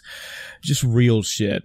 Well, he gets evicted from his apartment, and apparently some of his spider shit got thrown away, and he's like, oh fuck, I gotta go find it. So he calls up like the trash disposal company, is like, hey man, I need your help, I gotta find this. And he's like, sure man, go down this place. Go to find out it's not there, and he calls him back, man, it's not there, can you help me out? And it's just Peter trying to get this shit out of a trash can. No different where if Chris had his fucking birth certificate thrown away, the links that the logistics of him going through, I've literally got to go to a fucking a trash collector and dig through this trash to find this document or whatever, I think Matt pointed out as this is just two New Yorkers helping each other. I got that part, but I got just the Peter, man, there's so many ways. If you were an asshole, you could just go rob a bank yourself and be a millionaire and then make this shit all over again. No, he's just a dude. He's trying to live legit. He's going to live legit. And the stuff that he was inventing is very important, and he had to go find it. All right, I got to go track down this fucking trash can and get my shit back. Yeah. He's not some genius that's, putting all these inventions on the side and making, all this licensing money. So he has, an infinite pool for go by. He didn't, you don't open his apartment and he's got like 50 fucking 40-inch monitors and 30 servers and all this gadgetry. We're like, oh man, my inventions got thrown away. That's okay. I've got that shit backed up on 42 different hard drives. He's like, I had this on my laptop. My laptop got thrown away. Oh fuck, I gotta get that back right now. Like, so many little things in this game kept him grounded as a human, as a person, as just an everyday Joe Blow like you and me. And then when the shit hit the fan, he threw the suit on and he went into action. And when he went into action, this is another good thing. I'm trying to ramp this game up a little bit now, trying to give some positivity where it's due. This is something else that everybody has been talking about, and I picked up on it before it was mentioned. I'm not trying to put that as a feather in my cap. It's just nice that I didn't have this spoiled, that I just picked up on it. There were times where Peter would have dialogue, and if Peter was just walking down the street, it'd be like, yeah, Chris, we're going to record today. Yeah, man, we're just going to talk about Spider-Man. Yeah, man, it's cool. Yeah, man, we'll talk about it today. But then, if I was swinging through the city, it'd be like, oh yeah, Chris, yeah, we're going to talk about the podcast today. Whew, we're going to talk about Spider-Man. Yeah, they recorded almost every bit of dialogue in this game twice. Once was as if Peter was not doing anything and carry on a normal conversation, and recorded again if that conversation was being played while he's swinging through the city. So his talking felt labored. His talking felt, he was out of breath a little bit. You could tell when he was talking to somebody that he was kind of doing something. I think even a couple times he let a quick, like, I gotta catch the bus or something like that. And then when he would land and go back to walking, catch his breath, and then conversation would be back to normal. That is, again, where money in this game shows its face. A lot of detail, a lot of time, a lot of care and love was put into making this game, which again makes me feel so bad that the game was just meh to me, Yeah, and speaking of conversation, another great feature it had was the dialogue would actually continue if it was interrupted by something else, say a car chase or something. When it ended, it'd be like, oh yeah, you call back whoever you were talking to that you had to hang up on and go, yeah, so you were saying, and it would repeat like the last line of dialogue and then pick right back up with it. So I think the only exception was the J. Jonah Jameson recording things. Those didn't, thank goodness, didn't auto restart. But all the other dialogue, as far as I'm aware, did. Yeah. And it's not to take away from it. Again, this just sounds like an asshole statement, but if I hadn't just done that in God of War, that would have been cool. But now it's more true. like, now to me, that's like okay, this is almost an expectation now. You know, a lot of things about this game and even God of War, but there's some games that have just had these things that they've done where it's like, yeah, I think every game that has dialogue needs to have that now. You know, if you want to stop the dialogue, pick it back up and have a moment. It's nice to have them say so, like, you know, you're having a conversation with Mary Jane and then you stop, do a side mission, you pick back up, and yeah, it's like, so you were saying, what about the dance? Did you want to go? Yeah, like that. Good, I don't think good money, good detail. Yeah, I get your point. I don't think I was to that point where I thought, man, God of War did this, so, you know, way to keep this in. I thought, yeah, they did it. Yeah. And it was still new to me. That I really liked it. Yeah. Looping back around to the graphics, I definitely want to give that credit again where credit is due. There were from Spider-Man's costume and that's all of his costumes. You know, there weren't any that just lacked in detail. They may have been mediocre in design, but sure, if he wore blue jeans for that costume, those blue jeans looked very detailed. To all the characters that you had FaceTime with, that you talked to, Chris, glad you pointed out the specificity there. The facial emotions, just the minor little facial tweaks and twerks here and there were like, yes, very human-like. You didn't really get that robotic, odd, like PlayStation 2 era of facial expressions. They looked very detailed and very real. Yeah, every time. It gets me every time I see Aunt May. Not just in the surprise party scene, but also later on. I watched that surprise party scene. I played it, I watched Co play through that, and I watched Achievement Hunter play through it. And every time when she was on screen, I was just captivated by how good it was. Yeah. All the characters, their faces, their clothing, the rose gallery, all their costumes, the shiny chrome look to all of them that didn't look, it looked like what a flashy cartoon design would look like if you put it on film. You know, this is like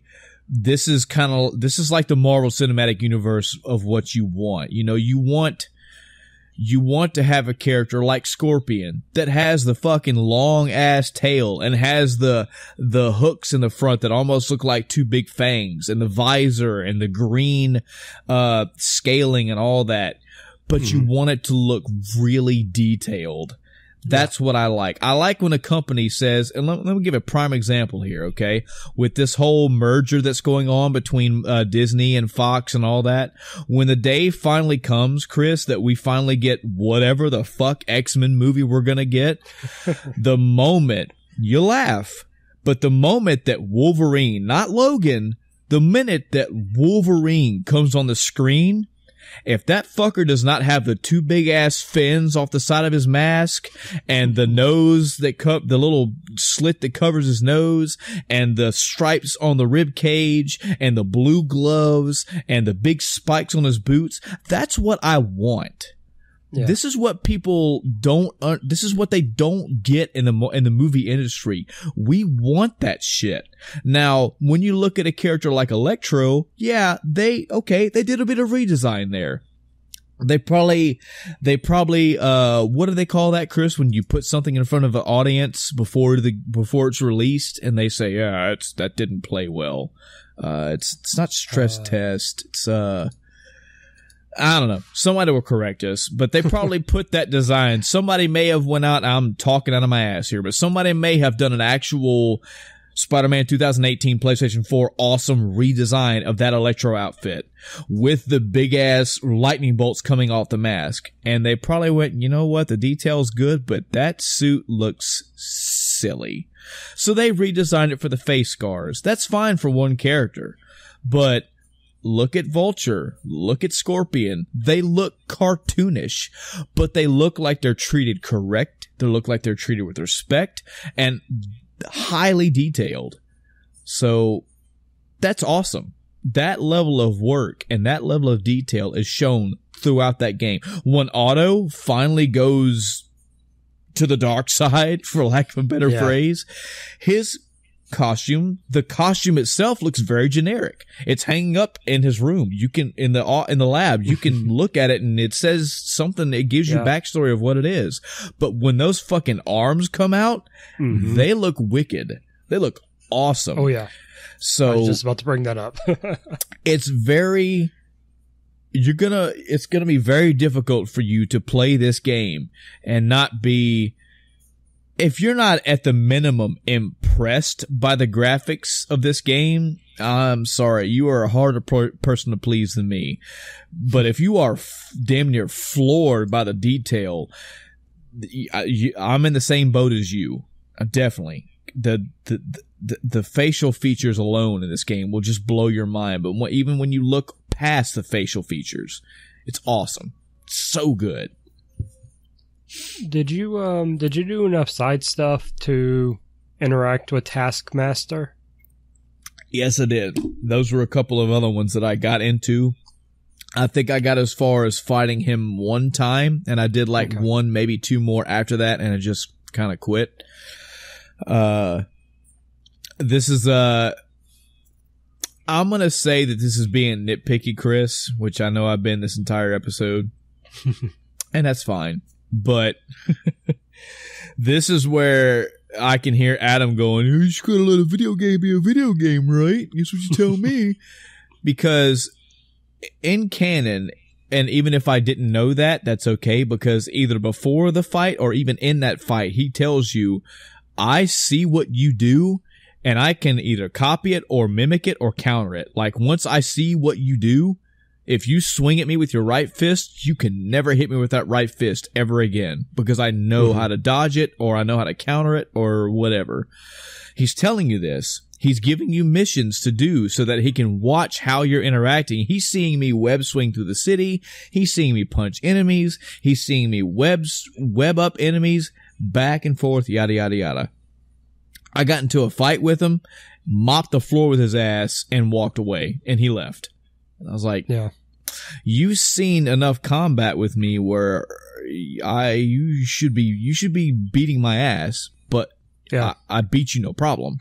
So you don't really work that well as a Taskmaster. I knew nothing about this character going in, but once it got the dialogue, I was like, okay, I get his shtick, you know. I know what he's about. And then I fought him, and I was like, didn't think, you know, I mean, it makes sense in the game. You just throw stuff at things, and that's, you know, your magic attack that works everywhere. But then fighting him the second time, I'm like, okay, surely he's learned, and I'm going to have to do something different. Never mind. Yeah. That's... you specifically have a character designed to tell you that no, once I see you, you're done. And I don't change. Again, I go back to the AAAB combo and you're done. Really solidifies the mediocrity in the combat. Yeah. I feel like a lot of the villains didn't get proper justice as far as story and gameplay goes. There's certainly cool things like, you know, you're chasing Electro around. That's pretty fun to do. The fights, even though I wish they had separated them out some, the fights, one of the things that makes them good is that the villains aren't invincible to each other. And it's not like... in most cases, I don't think anyway, it's not like it's scripted where they're going to hurt each other. It's not part of the plot. It's just that if you position right and they hit each other, there is a result. It does damage. It has dialogue associated with it. That interaction is great. But at the same time, I don't know that that's worth not having a longer arc for each of them, you know? I'd rather spend more time with Rhino, dealing with him, figuring out how I'm going to stop him, instead of, in my case, quite literally stumbling upon the answer of how to win his fight. Yeah. It's like, oh, sure, fine. I guess that's how Spider-Man can do it. Some other small positive things that came into my mind. Landing in the middle of the city in just a random crowd. Yeah. And having a mixture of results, I thought was a very cool attention to detail. I would land in the middle of random people, say 15 people, and most would stop in my immediate vicinity. You could see the game design around it. You would see that the people, there was like a circle, and if they were in that circle, they specifically would stop, and they'll turn to you. And I'm like, okay, that's cool. But looking around and seeing like 2 or 3 people pumping their fists going, yeah, Spider-Man, seeing 1 or 2 people going, get out of our city, or this is all your fault. I'm like, that's awesome. That's some detail. I like that. Yeah. That's a nod right there. Cause yeah, he's a superhero, but there are many superheroes that have that. It could tie into they don't like Spider-Man. They could be totally buying into the J. Jonah Jameson podcast and going, yeah, he is a menace. Many reasons. He could have been fighting a villain one day, and when he picked up a manhole cover and flung it at somebody and it missed and hit a car, that could have been their car. Hey man, you cost me money, which I think also plays into the podcast in the game that I listen to every great now and again, not strictly, but that level of detail, pretty cool. And this game has that stuff littered throughout. It has a lot of small nods. It has a lot of little attention to details. Again, man, I can't stress this enough. The polish in this game is there. The extras in this game is there. The Sony seal of approval level of detail is there, just for many different compounding reasons. The gameplay itself was just meh. I'm trying to think of more, because I know I just don't want to leave this and not give as much of the credit that's due. I don't want to not give this game I still can't talk. The game deserves better than what I'm giving it.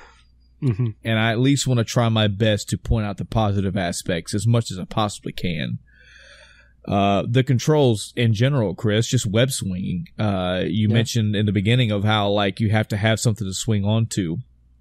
And that is true. And I would further expand that by saying the web swinging itself was very fluid.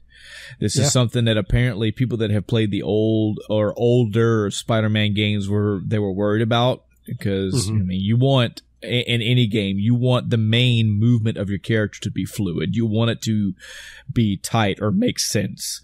Right. For me, going through the city was it took me a little while to get the hang of how to make it really fast. I felt like I was doing pretty good at the beginning, but I have no problem admitting I probably spent the first 5 or 10 hours of the game not being really good at webbing. I just got around the city. Once I learned to like let go of my web swing at like the bottom parabola and launch forward, and then swing my web forward to pull me, and then find something to launch off of. Once I got all those and could do it, it became really fluid. And I got really good at going around the city really fast. Yeah, it's kind of... Go ahead. I did use the fast travel a couple times, which will be another little positive for the game, because the little cutscenes in the fast travel was pretty funny. And that changes too. Seeing him just like on a subway chilling. There was one where like somebody like fell asleep on him, and he's just like, yeah whatever. Seeing him like just like on his phone, just fucking off on his phone. When the city gets overtaken, and seeing him like sticking outside of a door but looking inside to make sure nobody sees him. Those are pretty cool. I like those. It's always nice when a game acknowledges that other things are going on. You know, it's not like, oh, this is a generic loading screen, everything's okay, but really everything's on fire, behind them. Yes. So yeah, the overall movement of Peter in the game, very good. And the level of detail in all the world, I can't really speak to how alive the world was. And I mean that to the degree of I didn't sit in one spot and like follow an NPC and see if they went to 14 different places. I didn't do anything like that. I spent 98% of this game up in the air. Like I was only on the ground unless I had to. You're Spider-Man. Yeah, exactly. But the detail of like the rooftops, when you would run up a building, which I thought was pretty cool. You could like whenever so you got two options basically to traverse the side of a building. You could just hold the direction that you wanted to go, and he would like Spider-Man just crawl around the building, which very maneuverable and not tanky at all. Like if you wanted to go straight up and then turn left, he would start turning left. But I like the look of him when he was crawling along the wall. Very flexible. But you could pump that fucking R2 and he would sprint up a wall. And the level of detail on certain buildings that are very high class, very multi-million-dollar buildings, awesome. I mean, just what another good thing, Chris, that I wish I should have done more of, and maybe, Chris, someday in the future, if I ever go back through this game, I will try to make it a point to do the in-game camera of this game. Oh, awesome. He could take selfies all over the place, or he could just have screenshots. You could take screenshots. You can add filters to it. You can zoom, you can pan, all that stuff. And I love that. That is another little staple thing that Sony needs to put in so many games. That needs to be like that needs to be a default, because that is awesome. And this game, you're going to be fucking overloaded with places to take screenshots at. Every other building you come across, you can stop, point the camera up, and just get a breathtaking view. Breathtaking. What else? No load times that I could tell either. I didn't have any hitching or anything like that. Like no. if I went across the city, I just went across the city. If I fast traveled, I had a load time. If I did certain side missions that had they happened at night, then there would be a transition. That kind of took a bit, but meh. Didn't have an issue. Yeah, I think lately we've seen a trend with at least the PS4 Pro games that I've played where load times pretty good. Yeah. Trying to think of anything else, man. I really am.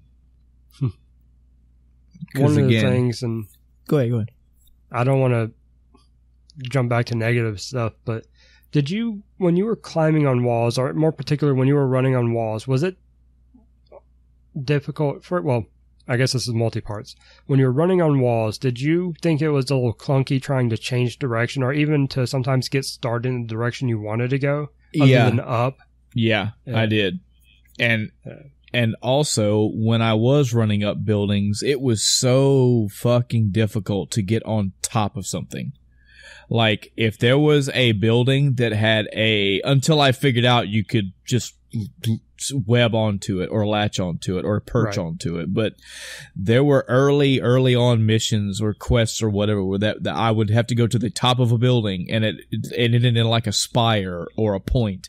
And the thing that I needed was on top of the point or the top of the spire, and I could not fucking land on it. I would go up and go straight over it and start traveling back down.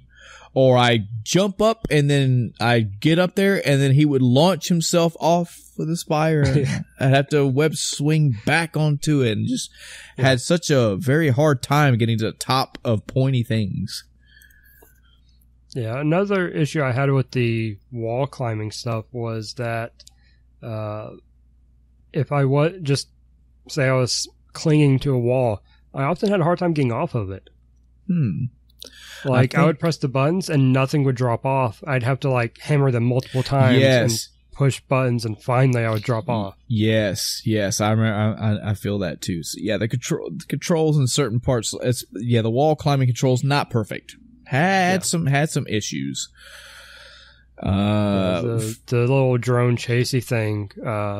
There's a part where I can tell what it wants you to do is hit the wall, run underneath a fire escape, and basically leap to the other building and keep wall running or something like that. I just swung through it because there was no way I was going to be able to do that wall run. Yeah. The control is just, I didn't get it, I guess. Yeah.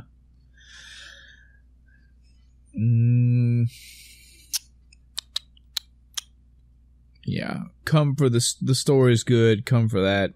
Come for the graphics and the level of quality and the detail and the polish. But everything else just damn near a once off for me. Like I played it, cool, and then I moved on with life. I mean, and to be fair, 20 hours isn't super short. Yeah. I know we're kind of coming off Persona with 100 hours and stuff like that, but 20 hours, it's not terrible. This is one of those instances, Chris, where it's like I don't want to complain about the game being short or the main story being short, because what you get in that story part is awesome. Like the amount of money and quality that we keep harping on is like, yeah, but that 20 hours, look at the fucking movie, basically. Look at the movie version of it. Look at the cutscenes. Oh man, that's a lot of detail. Yeah. I feel like we could this could be like, if we ever did a format review, I feel like maybe we're doing this game kind of injustice. If we could at least get like a format for it, we could have set aside the graphics, the sound fidelity, the gameplay, the whatever. But yeah, if it is, a lot of the polish is going to come through, and that's good, man. I want more games, be it Sony. I mean, I want them all to do it, but that seems to be a thing for Sony lately, is trying to pull out these super high def games and, attention to detail and all that. And I want that. But unfortunately, I'm still playing a video game, folks. I'm not watching a movie. You may have a lot of movie in your video game, but I want the video game. It has to be there. It has to punch me in the stomach. It has to keep me coming back for more. And this just was like, I did it. Anything else, Chris? Any final words, or we gonna close the chapter on Spider-Man? I don't think so. I think it's I still have a hard time trying to decide if it would be worth $60. It's a little harder because I didn't pay $60 for it. Yeah. So I'm like, I mean, I got my money's worth because I didn't pay anything, but would I be okay with paying $60 for this game? And I think so. Would I recommend other people do it? Only if you have that comic background, it might be worth it. Otherwise, it might be one to wait for a little bit.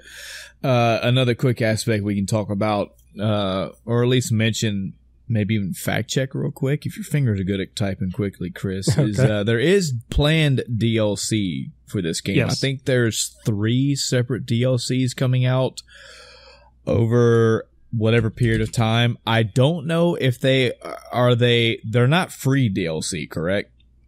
I think episodic DLC. I want to say you have to pay in October. So episodic DLC, The City That Never Sleeps, will be released in 3 parts. The first chapter, The Heist, will be released on October 23rd. Has to do with Black Cat, apparently. Turf Wars and Silver Lining. So it's one a month for the next 3 months. Oh, wow. And you can either get the City That Never Sleeps DLC as a whole for $25, or you can buy the individual DLC $10 each month. Okay. So. Well, I can tell you now, I'm probably not going to get that DLC. For one, the Black Cat character, the storyline part of it, the side quest part of it didn't really interest me, and I didn't finish it, so I don't know if the finishing of it leaves off in a trailer or more to come, or it leads into this DLC, but probably won't be doing it. They didn't give any details on the other 2, so nobody's sure at the moment, I think, on what Turf Wars is. Yeah. But Silver Lining seems to involve Silver Sable. Yeah. That's a good guess, Yeah. Now another big question will be, well, the first one ended with pretty much a big old cliffhanger where Norman wants to save his son, and we don't know yet. Still in debate, apparently. But was that Venom? While we were talking, I looked up Venom stuff, and I can totally see where you were coming from. So yeah, it very well could be. And again, that'll be interesting. But will I buy the sequel? Will I pre-order the sequel after playing this first one? Man, that's a toss-up, folks. I ain't gonna lie, because the game was mediocre, but Venom? I don't know. Now, something we haven't touched on, and I don't know how much we want to talk about it because it's not a huge part of it, but it's still kind of a big deal, is Miles with his story, the ending, and if there is a sequel, I'm curious how that would play in. What I would love to see is a sequel pick up with them training together and some passing of the torch type thing. I can't believe I totally forgot to mention that part of the ending. Yeah, where they're in I think they're in Peter's room or they're in Miles' room. He's like, hey man, got something I want to talk to you about, but I don't want to talk to anybody else. Yeah. He just fucking hops on the ceiling and Peter's like, oh, and he hops up on the ceiling and they're like, hey, we're Spider Bros. And you're like, yeah, that's okay. That's pretty cool. Yeah, I don't know enough about the Spider-Man universe to know how the torch gets passed when it does like that. But I'd really like to see that. What I don't want is just to start Spider-Man 2 and it be Miles. Yeah. And Peter's nowhere to be found. No. I want there to be interaction. I want there to be, the passing of the torch, like I said. Yeah. If this series devolves into the next Spider-Man being Venom's revealed, but Venom kills Peter, and the third one is Miles kills Venom, I'm gonna say I called that, and I want to say that it's so fucking predictable. I hope it's nothing like that. I hope I'm completely wrong. But what I just spitballing here, completely nothing to base it off of. My thoughts are Peter is getting more serious. MJ wants to focus more on his research, and it's like, hey, I'm going to hang it up for now. If you need me, you know where to find me, but I'm going to leave the city in your hands for now. Yeah. I want to focus on Peter, I can see that. Can totally see that. That'd be cool too. So, well, I guess that's going to do it for the End of TimeCast discussion on Spider-Man 2018. Again, I give it a solid 6. It's and I hate that. That's a very rough 6 to give it. I feel like it's also unfair because there's so many variables in that. It's such a game that meant well and did a lot of good things and gave me what I asked for, but it was just meh at the end of the day. So, guys and gals out there, our audience, please, I definitely would love to know your thoughts on Spider-Man, because apparently from what I've been seeing, this game is sold great. This game is being received very well. I've heard 2 separate other podcasts, actually 3 separate podcasters talk about it, and they've all had great things to say. So, I'd love to know your thoughts. We would love to know how you feel. What do you have this game? Have you played it? Have you beat it? What did you think about it? What were the highs? What were the lows? What things do you have to compare it to? What did you enjoy the most? What did you enjoy the least? Give us your own little mini review of this game. Were there things that Chris and I discussed that you agree with, that you disagree with? I know there's a lot of those. There's definitely going to be a lot of those. Just in general, we would love to hear your thoughts on the 2018 Spider-Man PlayStation 4 video game. Any other games we talked about earlier today in the episode you'd like to discuss? Anything at all you'd like to talk about? We always love to hear your feedback. We look forward to hearing your feedback. Still waiting on some, honestly, but I'm telling you, I can't wait. I can't wait to engage with other people out there. That's one of the main reasons why I'm even doing this. because I like to talk a lot and I like to talk with fellow gamers. So, if you want to get a hold of us at the End of TimeCast, there are many ways to do it. We have a Facebook page. You can just go to Facebook and search for End of TimeCast. Maybe how you found this episode right here. We have an email address at endoftimecast@gmail.com. That's endoftimecast@gmail.com. No funny numbers in there. Just spell it as you heard it. We have a Twitter page. You can send us a Twitter thing, which is the twit. You can do whatever you want. Just get a hold of us some way. We love to hear any and all feedback from you, our great audience. Speaking of which, just want to give a little quick shout out here. The 20th of September of 2018. Usually right now, as small of a number as it is, laughably small, I understand, for the world, when you see like Giant Bomb getting tens of thousands of listeners every episode. Just shitting out a number here, but we seem to average around anywhere from 10 to 15 average listeners for every episode. If you are one of those 10 to 15, if you are listening to this episode right now and you have more than like 5 episodes of us that you've listened to, or if you're one of those loyal 25 to 50 people, send us an email. Send us something. We love to hear from you, because I want to say definitely to you, thank you for checking us out every week. Thanks for sticking with us after the long hiatus we had. Thank you for sticking around for the like hosts coming and going, and all the random episodes and all the discussion and all the corrections. Like, thank you very much for listening. It's nice when we get to just check the page and, hey man, 3 more people listen to this episode. That's awesome that anybody's taking the time to listen to us. So would love to hear from you in any way, shape, or form. Just even to say, hey, I'm here, whatever. You don't have to say whatever you want to say. So thank you out there to the small few that check us out. That's enough for tonight's episode.